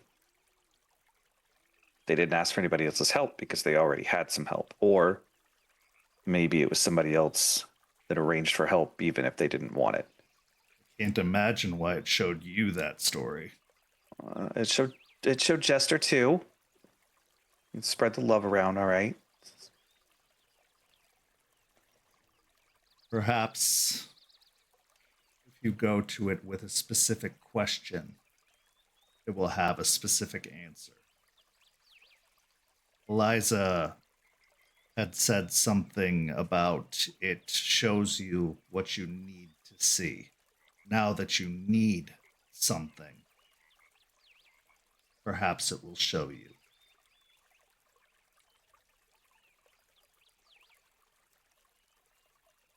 Well, we're at a dead end here.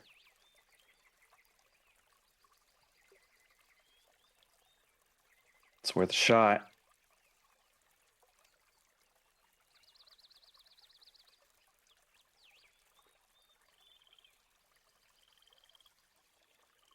I mean, if you're ready, if you want to do it.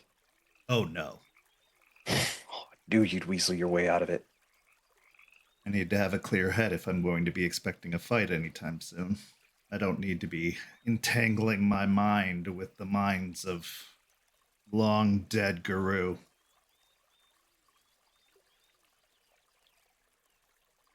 All right. Okay, all right. We can go do this. I think yeah, it'll be fine. I'm sure it'll be fine. Maybe it'll be fine. All right, yeah, let's go do this. Lead the way. Head off towards the grove. As you move and return towards the center of the cairn, moving towards the clearing, you reach the center of the cairn proper, the ring of trees around the outside of the clearing.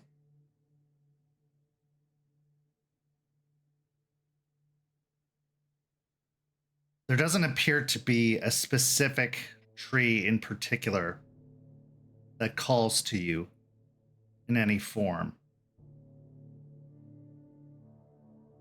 But you do end up picking one and moving over to it. And as you do reach the base of the tree, you look up, following your eyes up into the branches. And you can see up in the branches itself that there are kind of hollowed out divots within the branches, within the base of the tree. As if there are like holes in the base.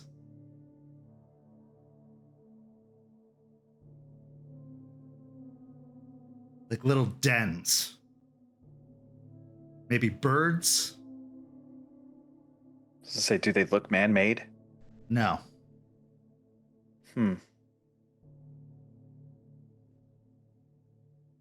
They look old, though. Very, very old. And they've grown with time with the tree. Are they close enough together to make it where like you could put more than one finger in them, or is it just They're big. They're probably about the size of, a coconut almost. I will kind of. Now they're high up. Flexes. I will say they're high up in the tree. They're probably about 10 or so feet off the ground.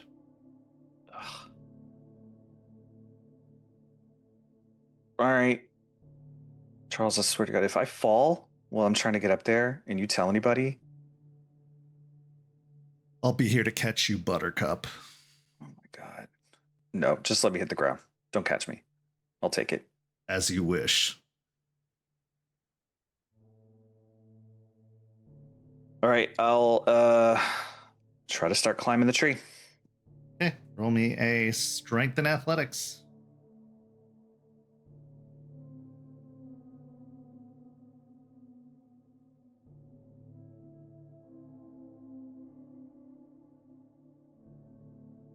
Four successes. Okay, yeah, easily enough. You scale the tree. You actually end up having to take off a belt and kind of swing it around and scale the tree that way, as it's not a lot of branches near the bottom. But as you get up higher, you do end up finding some branches to grab and scale up. Eventually, you get up and you see that there's several of these divots higher up in the tree as you get above the branch line. But as you get to one of the lower ones, what do you want to do?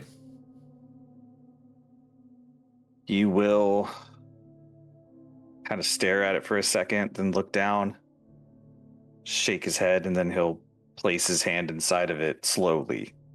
Okay. As you reach in, you start feeling around. Roll me a wits and investigation.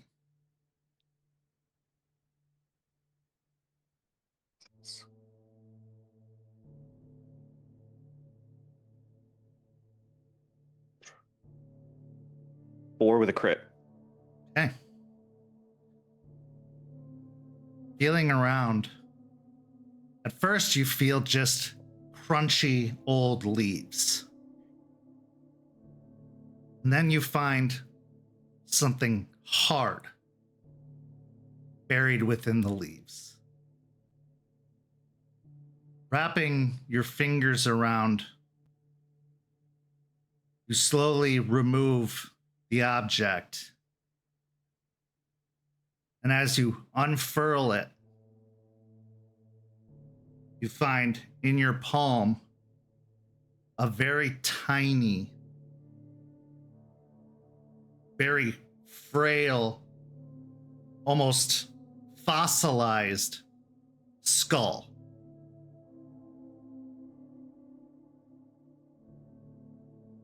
Roll me a intelligence and science to try and identify the skull. Okay.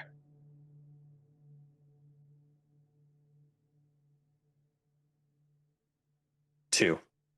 Okay. It has several broken teeth, and it's kind of got an angular face with an elongated snout. It's only a couple of inches long, and it's hard to place it at first, maybe because it is fossilized and it's been a long time that it's been in this tree, so it's weathered with age. But as you're studying it, your vision suddenly goes very dark, almost completely black.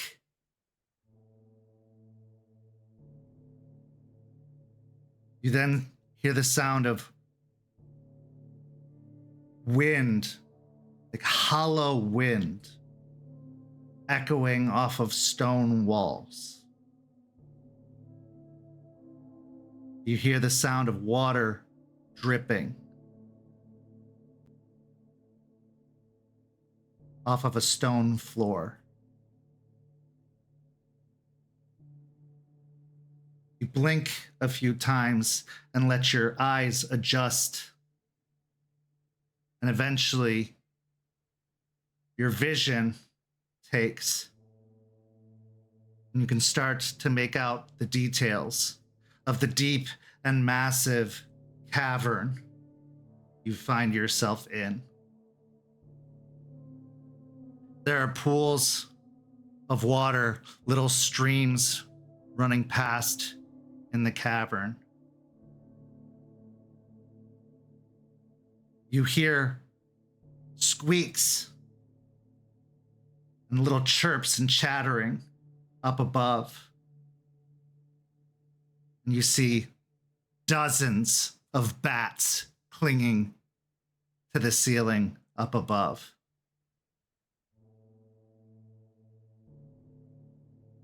You're taken aback, your breath catching in your throat, not out of fear, but out of the sheer awe of it all.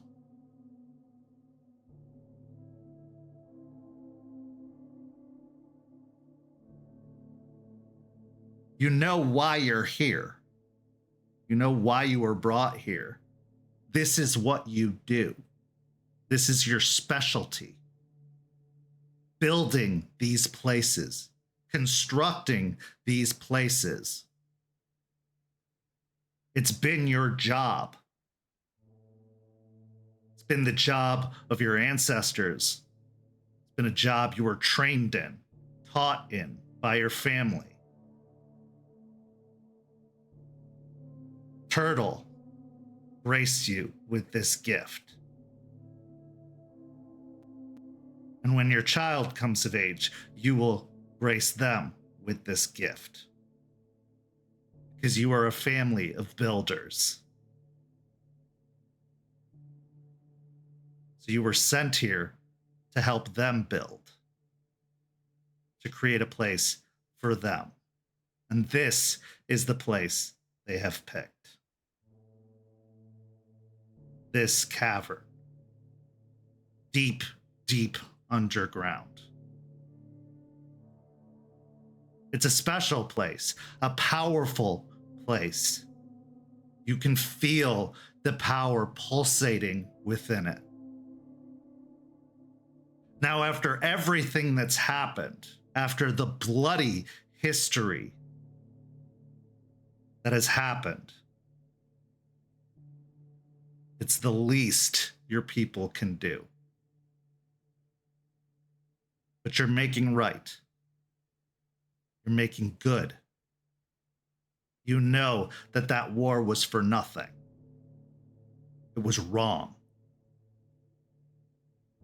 And while there's talk of potential Eastern invaders on the horizon, this land is still pure. This land is still clean. And you're going to keep it that way as long as possible. You're going to keep it peaceful. So you will construct a place for them here. You will make it strong. You will make it powerful. Looking over to the tunnels that head off in various directions, you can see the reflective eyes of much larger individuals. Bats the size of men, watching.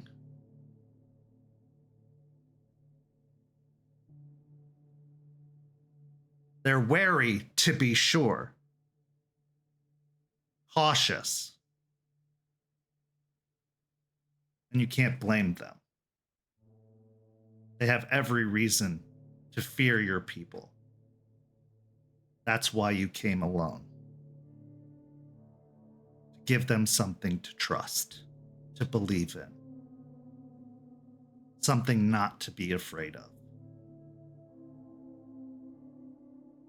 And as their leader steps forward, in the form of a human, wearing only a loincloth, bearing scarred markings all across their torso and arms. Their heads shaved on both sides except for a single line of hair down the middle. Their eyes wide and aware, completely white except for black pupils in the center.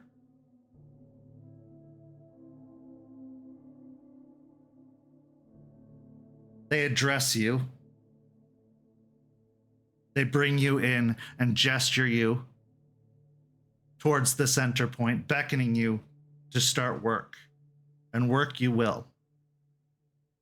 For this is the place they have chosen. This is where you will build. This is how you will honor your agreement. This is how you will honor Turtle. This is how you will honor your family.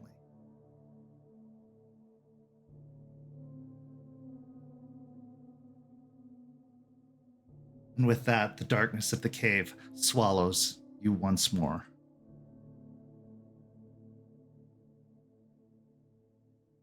With the darkness comes dizziness. Roll me a dexterity and athletics to prevent yourself from falling from the tree.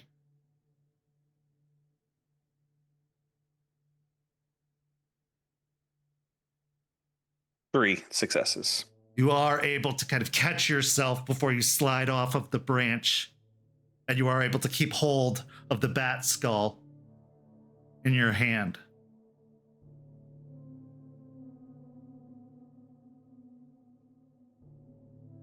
The memory of this particular skull, a messenger bat, not an enemy, a friend. A friend who was buried here, memorialized here, revered here, and who still remains here.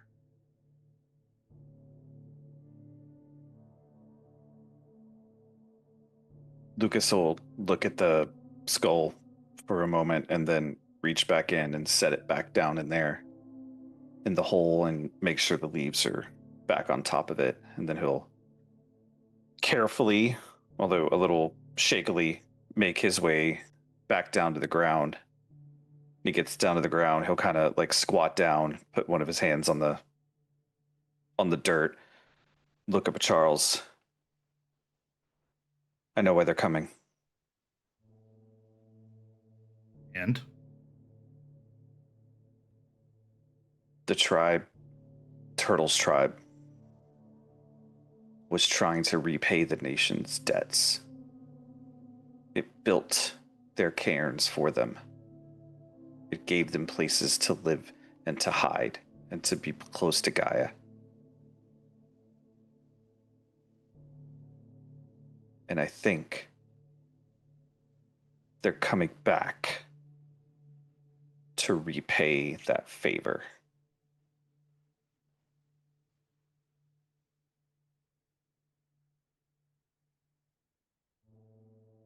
let's hope so.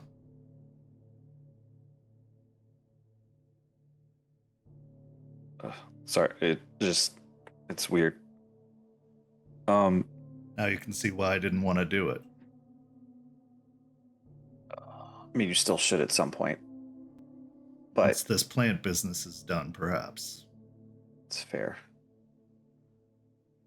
I think if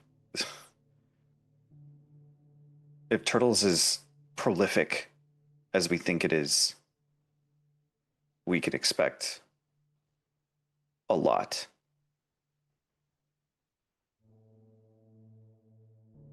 And I'm glad there's only, 7 of us here? I mean, Vision didn't say anything about timing, but that's fair. Hopefully we have time for the others to return.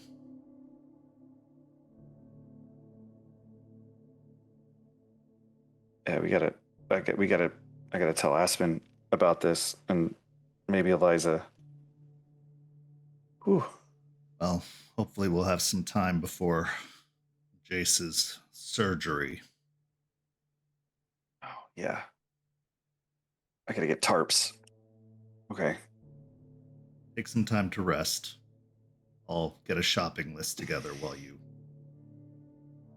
get a reprieve. Thank you. Yeah, tarps and masks, and give me some high shoes too. Very well. Thank you. Charles takes you over to your constructed workshop before getting a list together and heading off to get the supplies. As you lay down, the memories of the cave and the bats swimming through your head. What else are you thinking after that vision and conversation?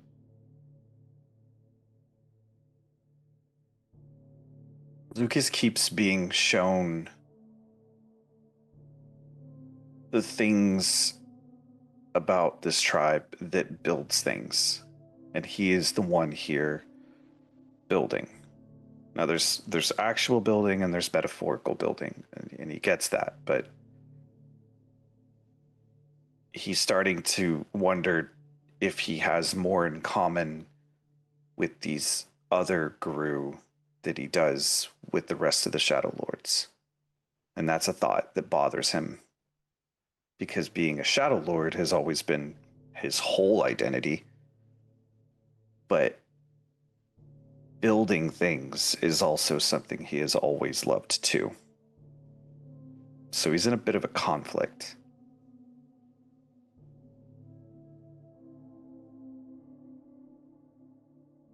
In the world of modern Guru, you aren't born to a tribe. You choose a tribe, just as much as a tribe chooses you. But what if the tribe you were meant for wasn't available at the time? But what if it suddenly became available? Are you still spoken for? Or are you going to make a change? We now take a 5 or 7 minute break. We'll be back with the second half of tonight's story. See you shortly.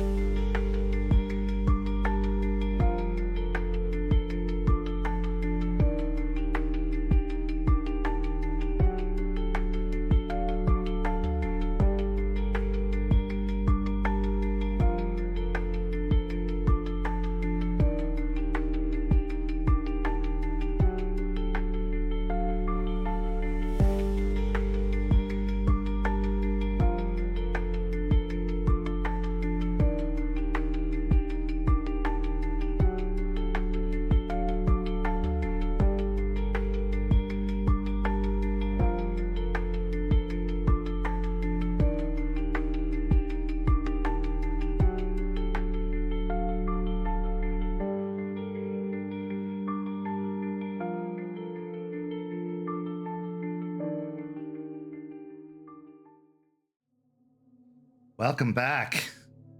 As we return in the second half, we find the pack gathered at the cairn.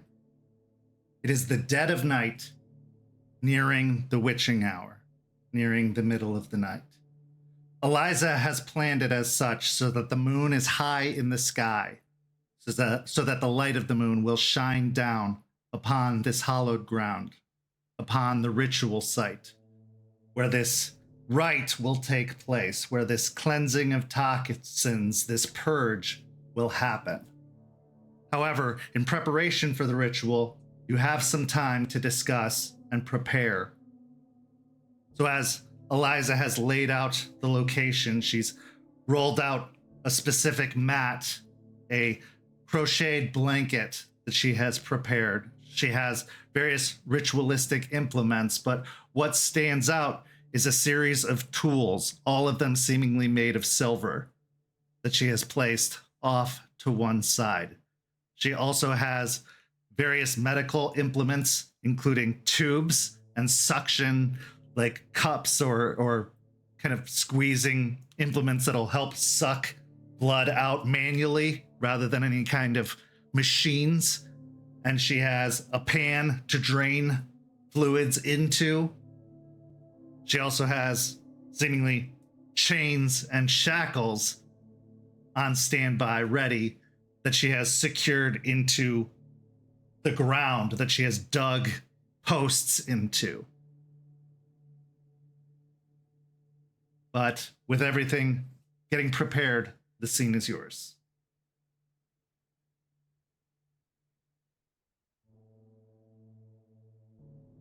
Some big posts. Yeah, we're gonna need him. The chains necessary too? It's 7-8 foot killing machine. It's really a precaution, just in case things start to go bad. I don't think they'll be necessary. I trust that you will be able to stay centered. I have Jester prepared to sing a song that should hopefully soothe and make this process easier, but as I warned you, Jace, you are going to experience a great deal of pain, both mental and physical, and it is going to push you to your very limits, and a guru pushed to their limits is at risk of losing control, and should you do so, and your more bestial side take over, we need to make sure that we can keep you stable and still for this process. Now, we do have a lot of capable and strong hands here, just in case things do go that way, but I'd prefer that we also have other options rather than putting others in harm's way.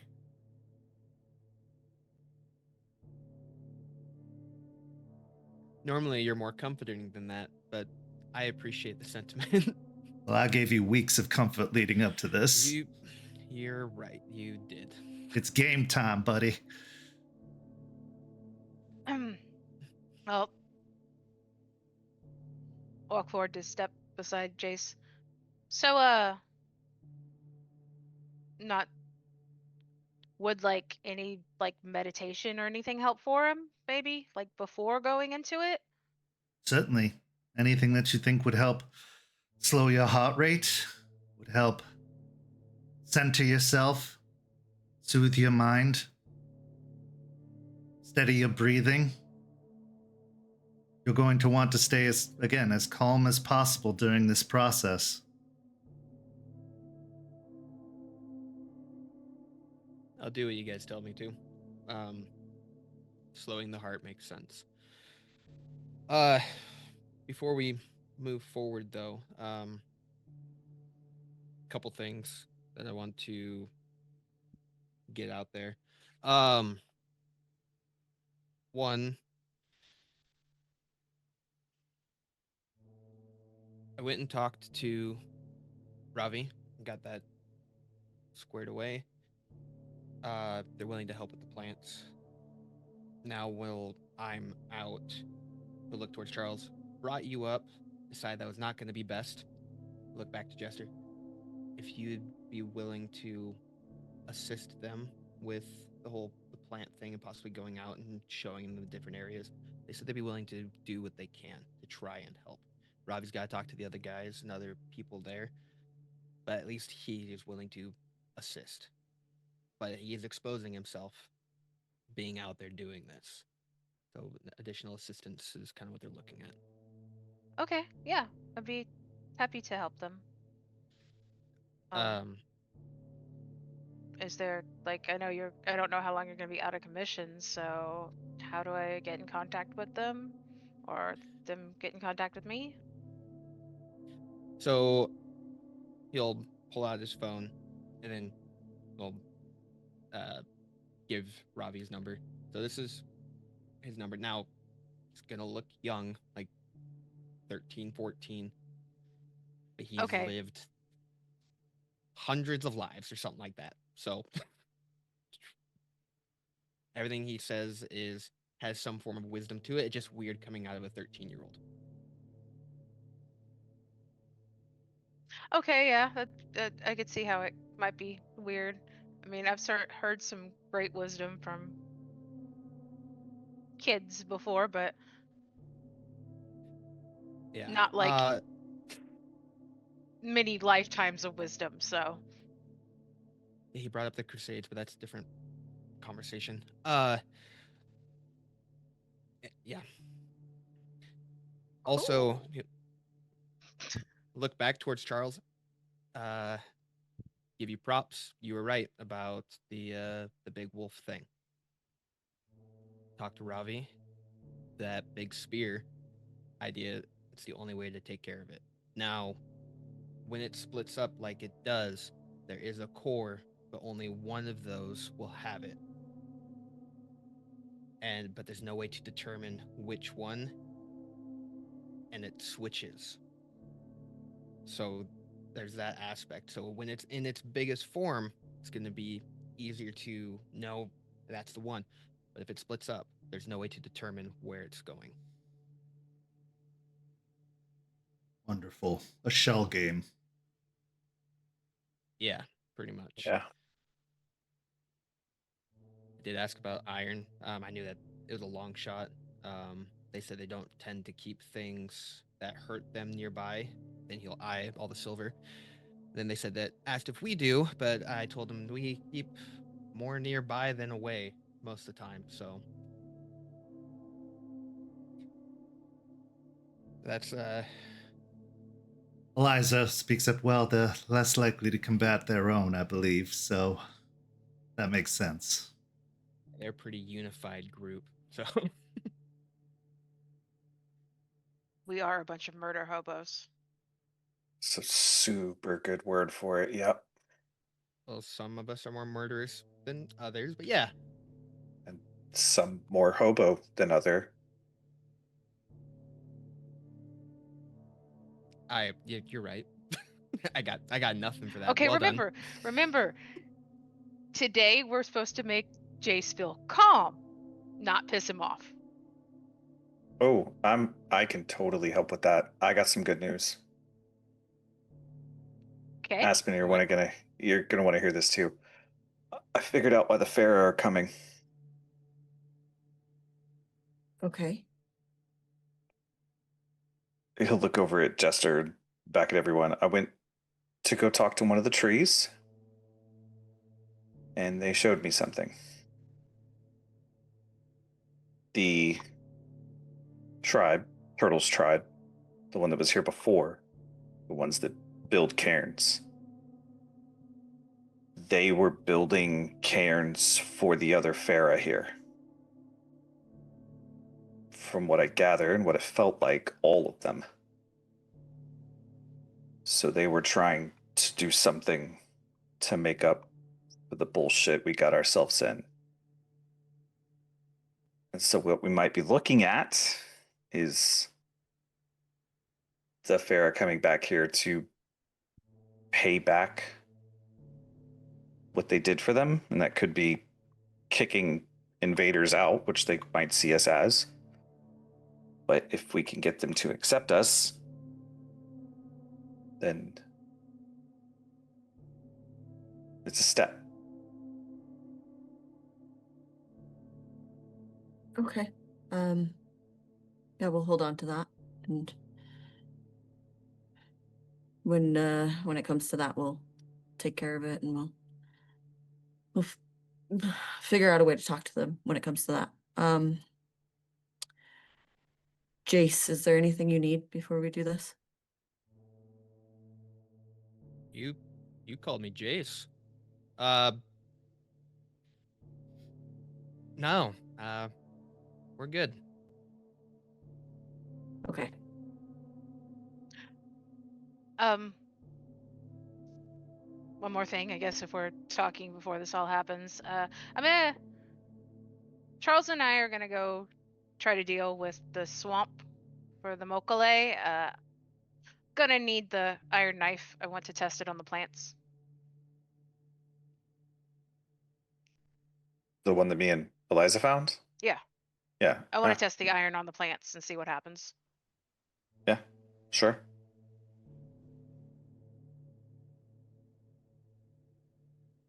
I think it's a good idea. As for, and Artie speaks up at this point, as for preparations, just in case this takes you out of commission for a little while, I have got some things in place to set up a wireless security system at your bar so that we can keep the eyes on it with cameras while you're asleep remotely, just in case you're out for a little while. If you're not, you'll be able to watch it anyway. I'll give you the login for it.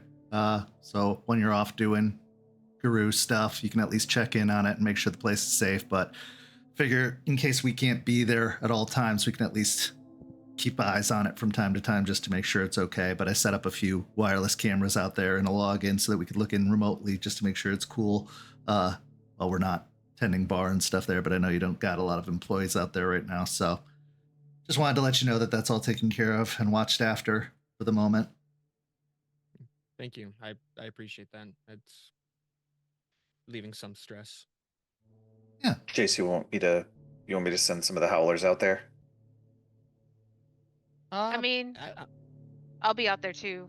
Like, yeah, I'm taking up more shifts while you're gone. So. Yeah. If whoever you trust, I'm fine with that. Club's got it. We'll take care of you, man. Yeah.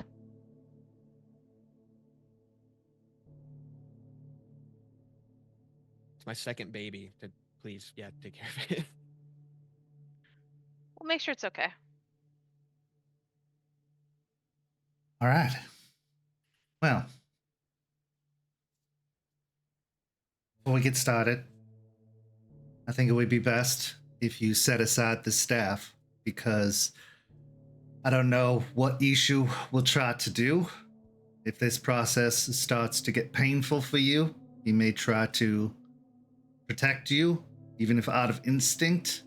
So I want to take any protective measures to stop the infection or to block the infection out of the way for the time being. I'll make sure it's by your side again, even if you are unconscious, so that there is no break in the connection for too long. I'm not going to hand it over to anybody else, but I just want to make sure we not have it in your possession or in your body while we're doing this, just so that's not getting in the way of the ritual while we're trying to purge this toxin. Because again, just like Charles says with the plants, if even a little bit of it is still in you, we run the risk of it potentially just spreading again, and this will have all been for nothing, and you'll be in a world of pain for no reason.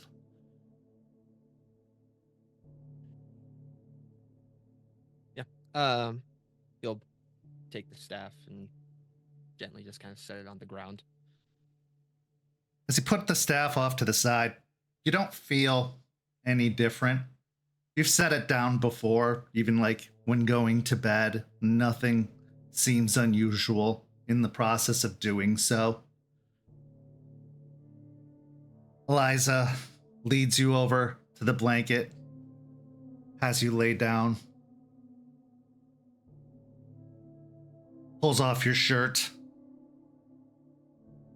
All right. Close your eyes. Take a deep breath.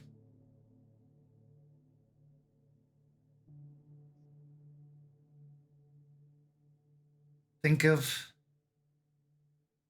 a time when you felt most connected to Gaia. Think of a time when you felt pure and clean. Think of a time when you felt at peace. Think of a time when you felt whole. When you felt yourself. What do you see?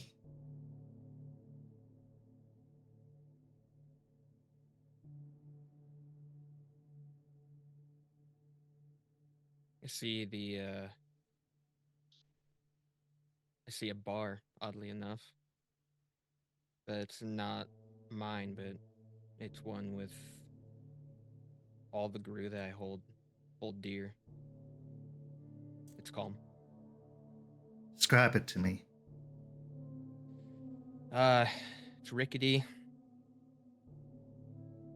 Boards on the windows. The bar itself is looks like a piece of plywood just kind of nailed down. Tables are shoddy workmanship, but they're sturdy enough.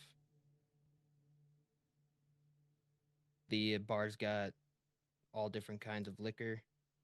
Everyone's sitting around having a good time. It's like a moot within a bar.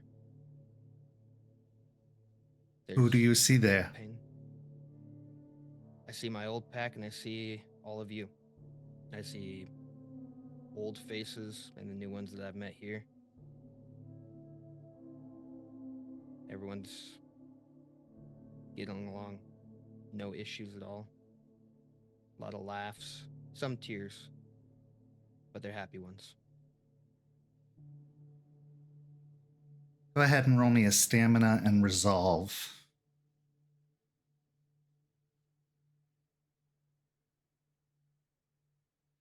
Rage 2 still? 2, yeah. Okay.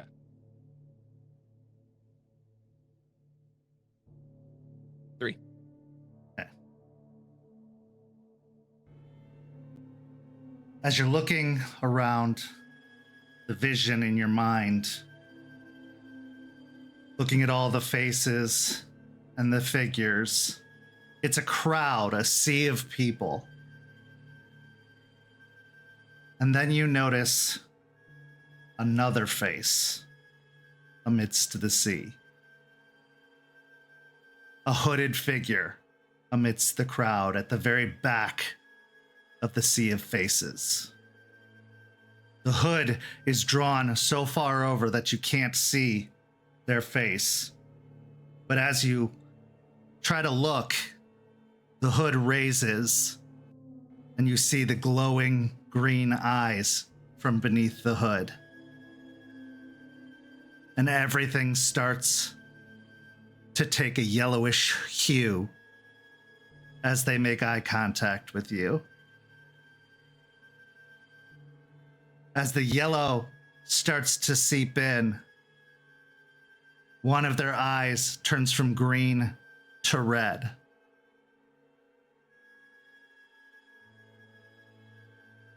What do you do?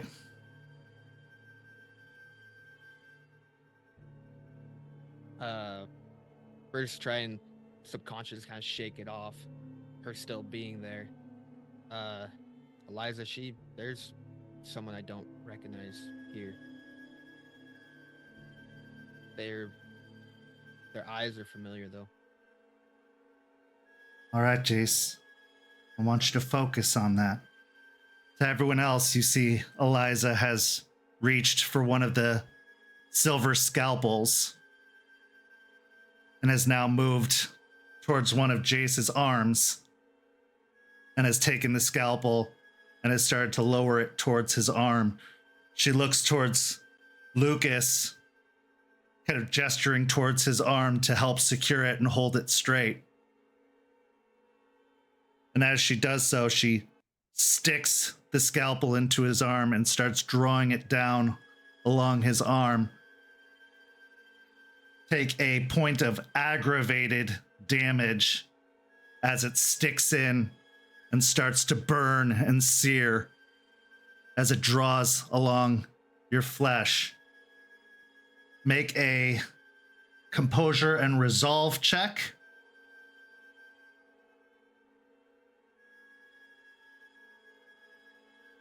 I'm gonna shift to Galabro. Good on the rage check. 4 with a crit. Okay. So you are able to maintain, although the pain is agonizing as you feel it stick into your arm, but you are able to stay in that room. You are able to stay focused on the individual at the back of the bar across the sea of faces. The yellow haze is still kind of blurring, covering the room, but you can feel that burning in your arm.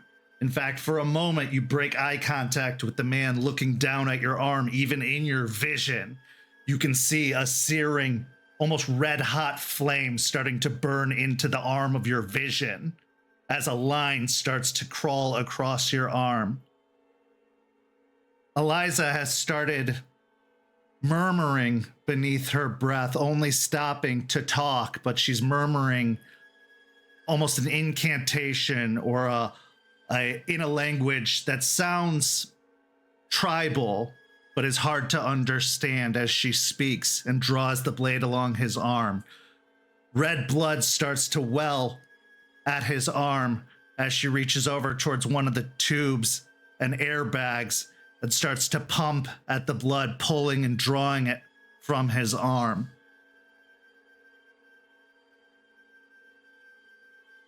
All right, Jace. I want you to go towards them. Make your way towards this individual in the crowd. Find them. Look down at his arm with the red line. Pump his hand a couple times, try and shake off the pain, and walk towards the entity. As you are pushing through the crowd, I want you to make another stamina and resolve check. Oh, I'm sorry, your rage goes up to 3, by the way, too, from the first aggravated point of damage. Yep. Stamina and resolve? Stamina and resolve. As the infection is growing, you're getting more feverish.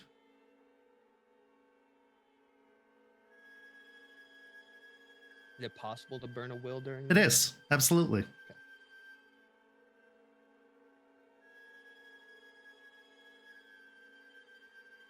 1. Okay. You try to will yourself forward towards the man, but it feels, or towards the individual, but you feel like you are walking in a bog in mud. Almost like this yellow haze is like a thick, almost mucus that you can't pull yourself through. So while you are inching forwards, it's a gradual and slow inching, like you're not making nearly enough progress as you would like to. Looking around, you take in the faces of your friends and your companions, and something in their faces has started to change.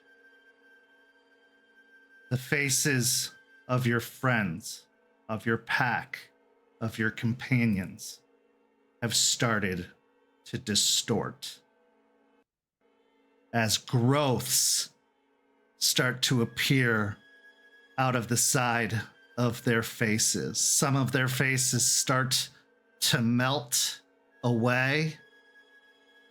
Some of them, their jaws are starting to melt off. Their throats are starting to enlarge. Some of them, their bellies are starting to enlarge as they start to take on the shapes of some of the infected creatures that you've encountered, still bearing the likenesses of your pack mates and friends. But they are starting to become infected themselves. I need you to make another composure and resolve check.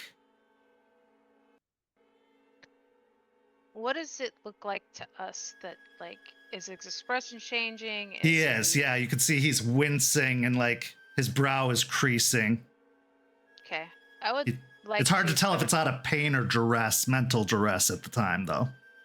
Well, either way, I'd like to start humming a song, like, kind of in harmony with the cadence of Eliza's chanting. Okay. And, like, kind of a soothing song, really, to try to help maybe keep him calm. Okay. With that, I'll give you an extra die on your roll there. So you can roll one more die. Is it possible with my pack instincts for me to hone in on Jace specifically and get like an idea of like his health boxes and stuff? Yes. Okay. Absolutely. Still 3. Okay. So with that, take 2 points of aggravated willpower damage as you look upon your infected packmates and friends as they are starting to grow distorted and infected, especially the ones you considered family, your old tribe, especially Olivia and Firebrand. All of your old pack growing grotesque and distorted. At that point, you feel your opposite arm start to burn as Eliza sticks the needle in, or sticks the scalpel in the other arm and starts to draw the blade down. Take another aggravated health damage as she starts to draw the blade along your arm.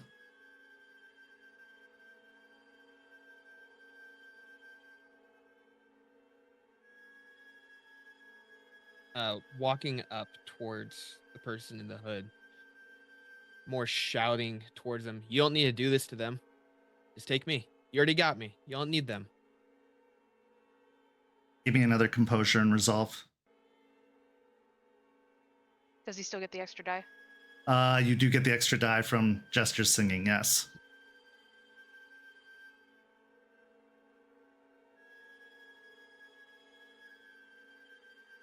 Down to 5. Okay. So I will say that you are able to keep your cool, so your rage stays the same. You are going to stay at 3 rage. You are not going to go up from the additional burning of the silver entering in and cutting your flesh. You are still slow, so you're not getting closer to them at any faster rate. Make me another stamina and resolve as the infection is really starting to burn. He is getting really hot. You are starting to see sweat forming as he is growing feverish with the mixture of the silver and the infection itself starting to burn. In the blood that is starting to seep out, you are starting to see yellowish mucus also starting to come out with the blood in his veins. 4. Okay. This time you do find yourself kind of breaking free of that haze in your path as you start to push forward, drawing closer. The figure, in response to your shouts at them, doesn't respond. Instead, they just start to back further away, keeping the distance between you and them as you try to get closer and closer. As you feel that burning in your other arm, looking down, you see the same red hot line that you see matching your one arm cutting across. You hear Eliza's voice come in. What are you seeing, Jace? I'm seeing these lines on my arms. They're on fire. The person that they're backing away. I'm making my way towards them. That was slow at first, but they're not staying put. I think they're trying to leave. Keep pushing leave forward. somewhere. Follow Okay. them. Follow them. All right. This next one's going to be big. Keep pushing. At this point, Eliza looks towards everyone as she raises the scalpel off of his arm and moves it to the center of his sternum over his chest. Aspen will run up to just over his shoulder, kind of kneel down next to his shoulder while he's laying down, and just have a hand on his shoulder, just in case. Out of curiosity, Jace, what's your health looking like? I got 3 untouched right now. That's it. Okay.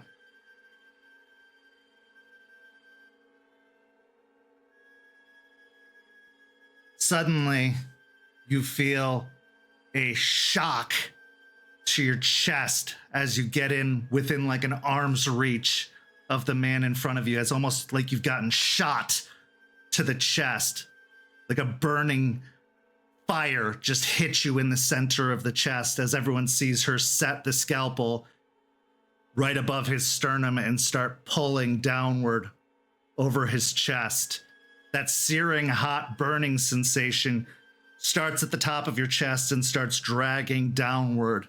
Go ahead and make another composure and resolve check.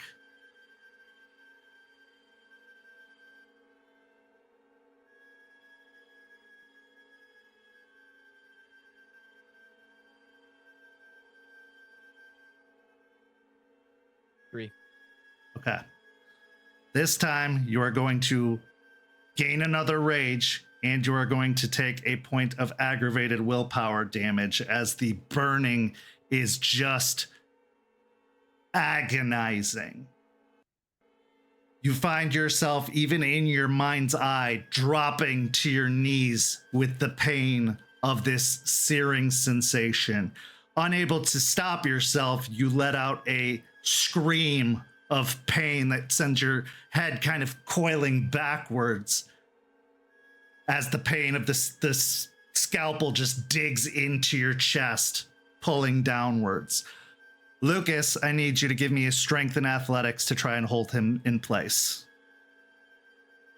Because if he jerks too much, it could cause Eliza to stab in or jerk to the side.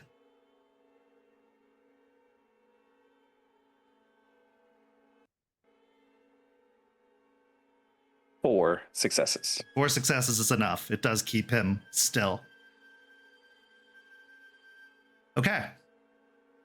So, dropping to your knees in the vision, Jace, you find yourself staring down at the paneled floor of the bar in your vision. The yellow is now starting to become so thick and cloudy.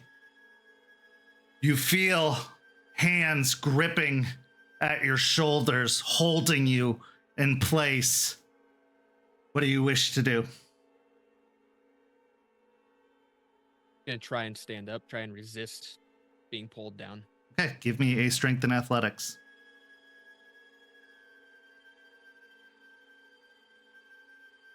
It's not possible to change while, like, just in my head, right? Try it. All right. I'm gonna try and go into Glabro. Okay, make the rage check. We're good. Okay. So even in your mind's eye and in front of everyone else, Jace starts to grow and thicken, his muscles growing thicker and fuller. Even underneath Eliza, as she is drawing the blade across him, he grows bigger. Jace, breathe. Remember where you are. Remember that this is all in your mind. This is the infection spreading. Push it. Push through it.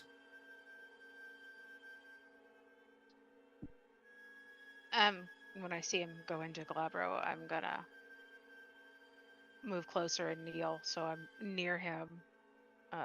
Hands hovering over, but not quite touching him yet. Continuing to sing and just waiting. Just in case, like, he does jerk again and if Lucas needs help. Okay, give me that strength and athletics roll to stand up.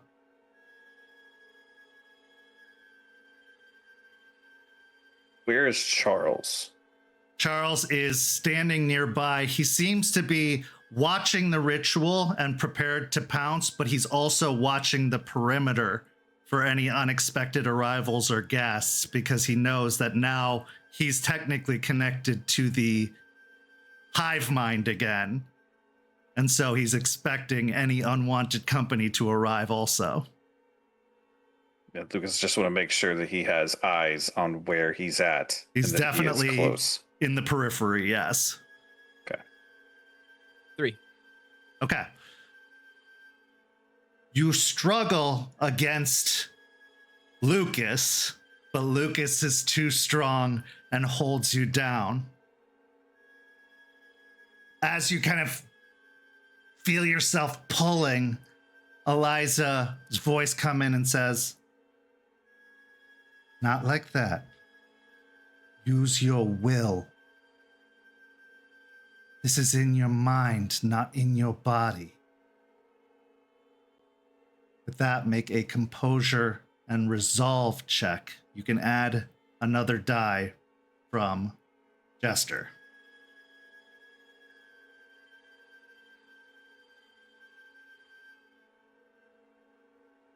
Another 5. With that, you find yourself throwing off the arms and standing up. And as you look around, you can see that it is actually the infected friends and packmates that were holding you down, but they have been flung back as you stand up. The cloaked and shrouded figure has backed up a little further away from you, but is still staring in your direction, that glowing red and green eye staring towards you. Taking a deep breath. Eliza's words running through that it's not physical. Gonna drop back down to Hamid. Okay. So as you take that steadying breath, you shrink down back to your Hamid form. Everyone else also sees him shrinking back down to his Hamid form once more. Take another aggravated physical damage as she drags that blade down your chest even further. At this point, everyone is seeing blood welling and spilling out of his arms and chest down his body. It is becoming a rather gruesome affair at this point. You have chosen not to regenerate, and your abilities or your ability to maintain your mind has allowed you not to instinctually regenerate. If you fail one of these checks, I will make you regenerate, but so far you have not. But because of the pain of this, I need you to make an unspent willpower check. So however many unspent willpower boxes you have, that's how many dice you want to roll. No rage dice. No rage. Okay.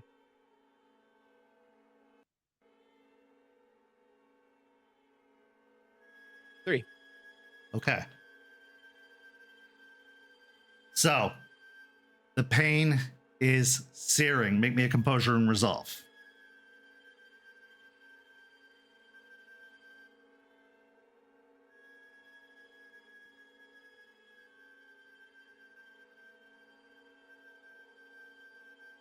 Four. Okay, so you were able to maintain your feet and keep pushing forward. Go ahead and take another, let's make it a superficial willpower damage in this case. Okay. But you are able to keep your feet and start pushing forward towards the cloaked figure. Reaching out towards them, you have one box left, right? One aggravated box left before you're full? Okay. Correct. this point, you are within an arm's reach of the individual. What do you wish to do?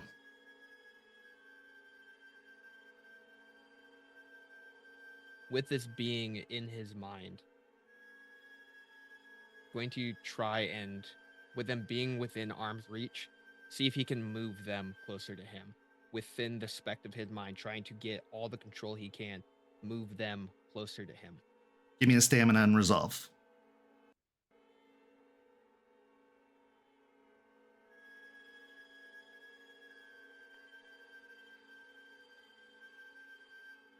That's a 4 with a crit. Okay.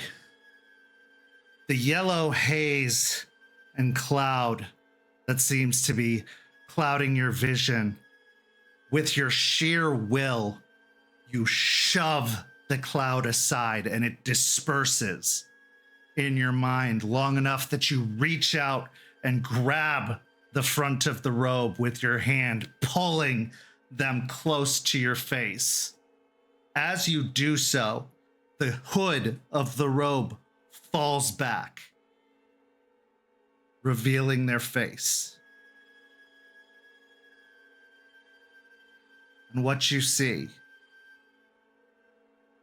is a man with short, dark hair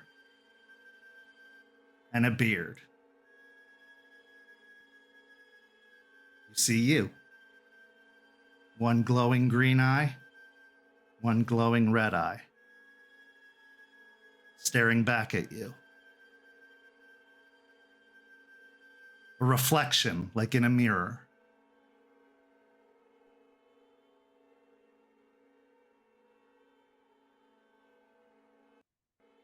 Not quite what I expected.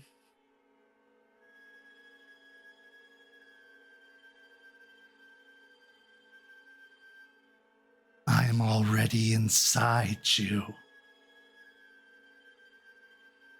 We're the same, you and I. You can't get rid of me that easy. Nothing about this process is easy. And what you're doing here, manipulating my mind. If you're saying we're the same, then you know who I am. This is my everyday. Decay, rot. What you're doing doesn't scare me. You're in my mind. I have full control. Do what you will. Not any more. He reaches out and grabs the side of your head.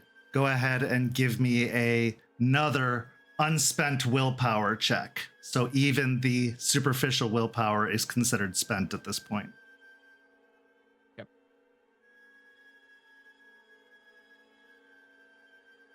Another 3. Okay. Despite the slamming of the hands against your head, you are able to maintain enough control that the superficial damage becoming aggravated doesn't allow them to take control of your mind, as the last point of aggravated damage fills and the yellow becomes red, becomes black, and you fade into unconsciousness. As the last bit of blood spills out of Jace's body, so too does the last bit of infection, as yellow mucus coughs up out of Jace's mouth and pours out of Jace's exposed chest and arms. Eliza pours it into the pan, collecting it before any of it hits the ground, making sure that all of it is caught. None of it leaks down onto the earth.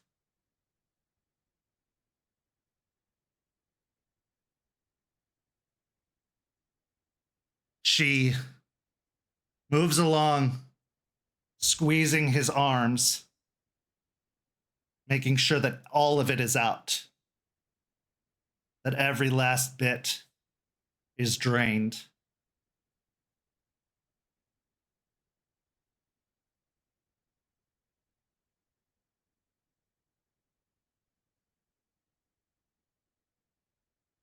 She then checks his pulse.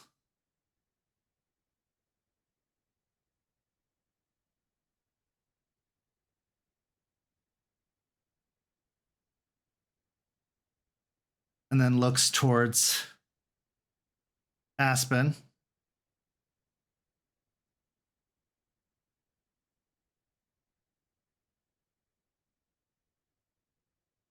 Will you do the honors, dear? Yes, of course. And yeah, she'll just keep that hand on his shoulder. And roll Mother's Touch, yes?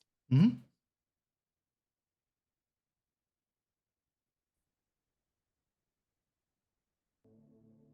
That is 5 with a crit. Okay.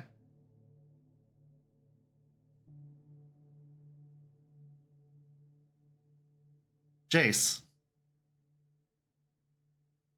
Everything is dark. Pure, blissful quiet. Inky blackness. And still.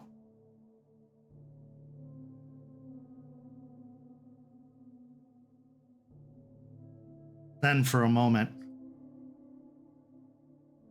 you find yourself sitting in that field again by that babbling brook. The one from your peaceful dreams. The one that you knew to be a very, very bad place. But this time it's different. Because this time, your companion isn't Olivia. This time, your companion is Rat.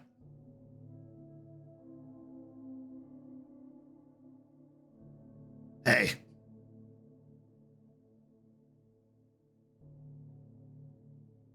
See, what are you doing here? Giving you a glimpse of what death looks like. It's peaceful. Yeah. It's not all a shit show after everything's over. You know, I kind of was the kind of guy that I just kind of went all the blackness afterwards. So I take this. Yeah. Unfortunately, this is kind of a temporary stay. So did it work? You did good. I didn't really do it. Eliza did the procedure. Oh no. All she did is cut you up. Hell, I could have taken you to a butcher shop for that. I'm not going to any butcher that you recommend. No. Come on, they cleaned the knives with like rags they found in the dumpster. It's fine. Well, maybe another like random Saturday. You kept your head. Even when you saw the things you saw. And I know, I'm dreams in decay. I see fucked up shit all the time. Hey, you heard that part, huh? I'm always keeping tabs on you. It wasn't easy. It's not supposed to be. This whole process down here. Yeah, you made Ohio look like a cakewalk compared to this. That was just training. Call it the tutorial. Raging spirits that you make me do, that's tutorial. I guess for this, no, you're right. Like Dark Souls. Yeah.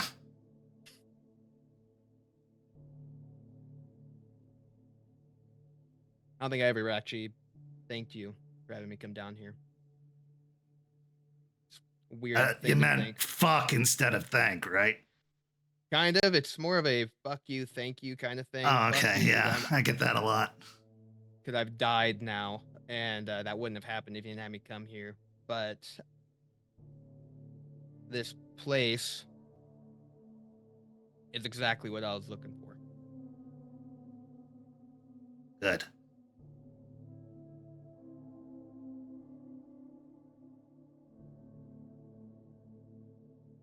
I'm gonna tell you something.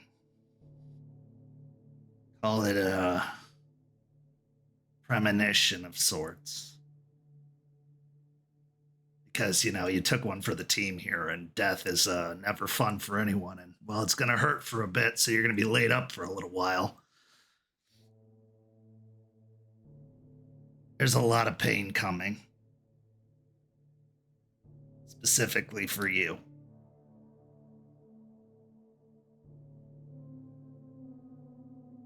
And you're going to want to do something stupid. You gotta not. As much as you want to.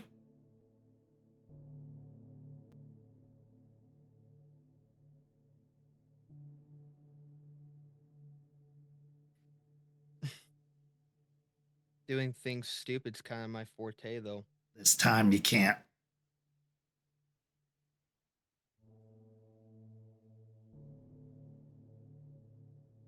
What you're doing here, it's bigger. It's more important.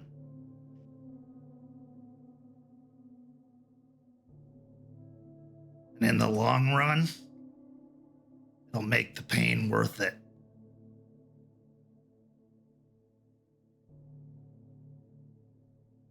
Giving me the old endure the pain for the better good kind of thing. Yeah.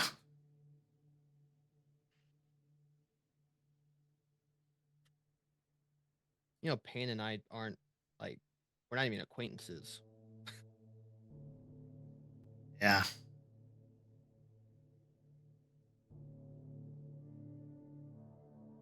I will heed your warning. I'll try and keep my head and stay logical about things. Try. After all, you're only human. Kinda. Yeah, 33% and stuff afterward, but yeah, I hear you. Well, I guess I should say I'm sorry. For what? At that point, he leaps on you and bites down super, super hard. You let out a scream as blinding light fills your vision. And you find yourself waking up in the cairn. Your body hurting like it's never hurt before. You have healed one aggravated damage, but you are still full up on ag. You have lost the wolf, but you are alive.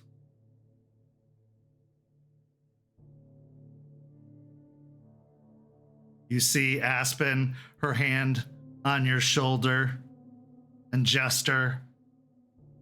Eliza, who is covered in your blood on her hands and arms, almost like a butcher herself, having moved the silver implements and everything away. Looks like she is taking the pan of mucus away to be disposed of.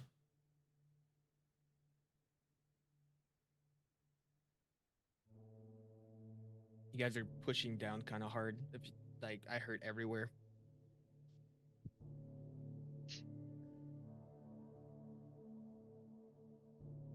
Lucas will just lean over real close to his face and like look at him for a second.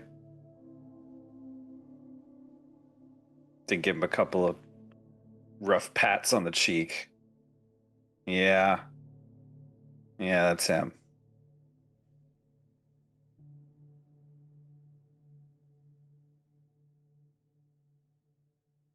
Glad you're back. Parts of me. All the parts that matter. Yeah. I think this is gonna take a while. It is, Eliza says, calling from over.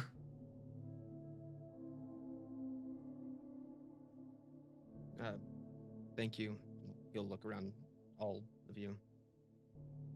I wouldn't be able to get through that without you guys. Glad you're okay.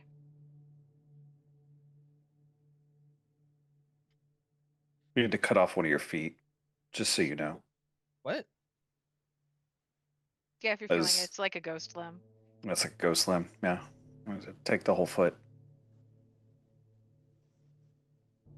Gonna kind of look for Eliza. Eliza, that he like can't lean forward in too much pain, so he can't see his foot. You took my foot? It'll grow back. It will. I get a peg leg for a little bit at least. Pirates Night's coming up. Might miss that.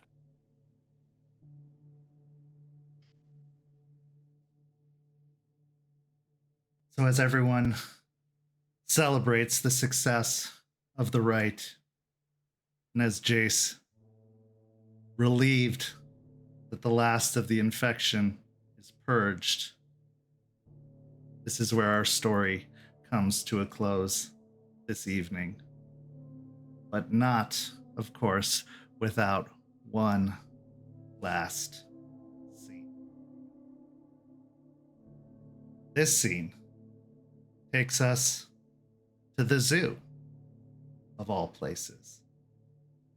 Zoo Tampa, nearby, just a few miles away from the cairn. It's late at night, that very same night. The zoo is closed. There are no patrons, maybe the lone security guard wandering the grounds. As the security guard walks their route, the flashlight sweeping over the concrete, it passes over one of the cages, the Red Wolf pen, where the wolves can be seen prowling along the fences.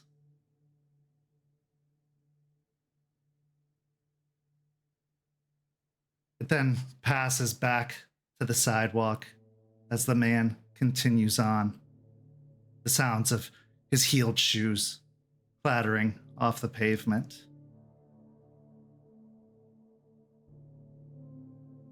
We then move to one of the trees hanging over the wolf pen, where we see a large silhouette the size of a man perched up in the tree. Just a bite. We only want a bite. It'll take the pain away. It'll take the pain away for all they's done. Just a bite. Just a long bite. Long, sharp, pointed teeth glint in the moonlight as saliva drips down into the wolf pen down below.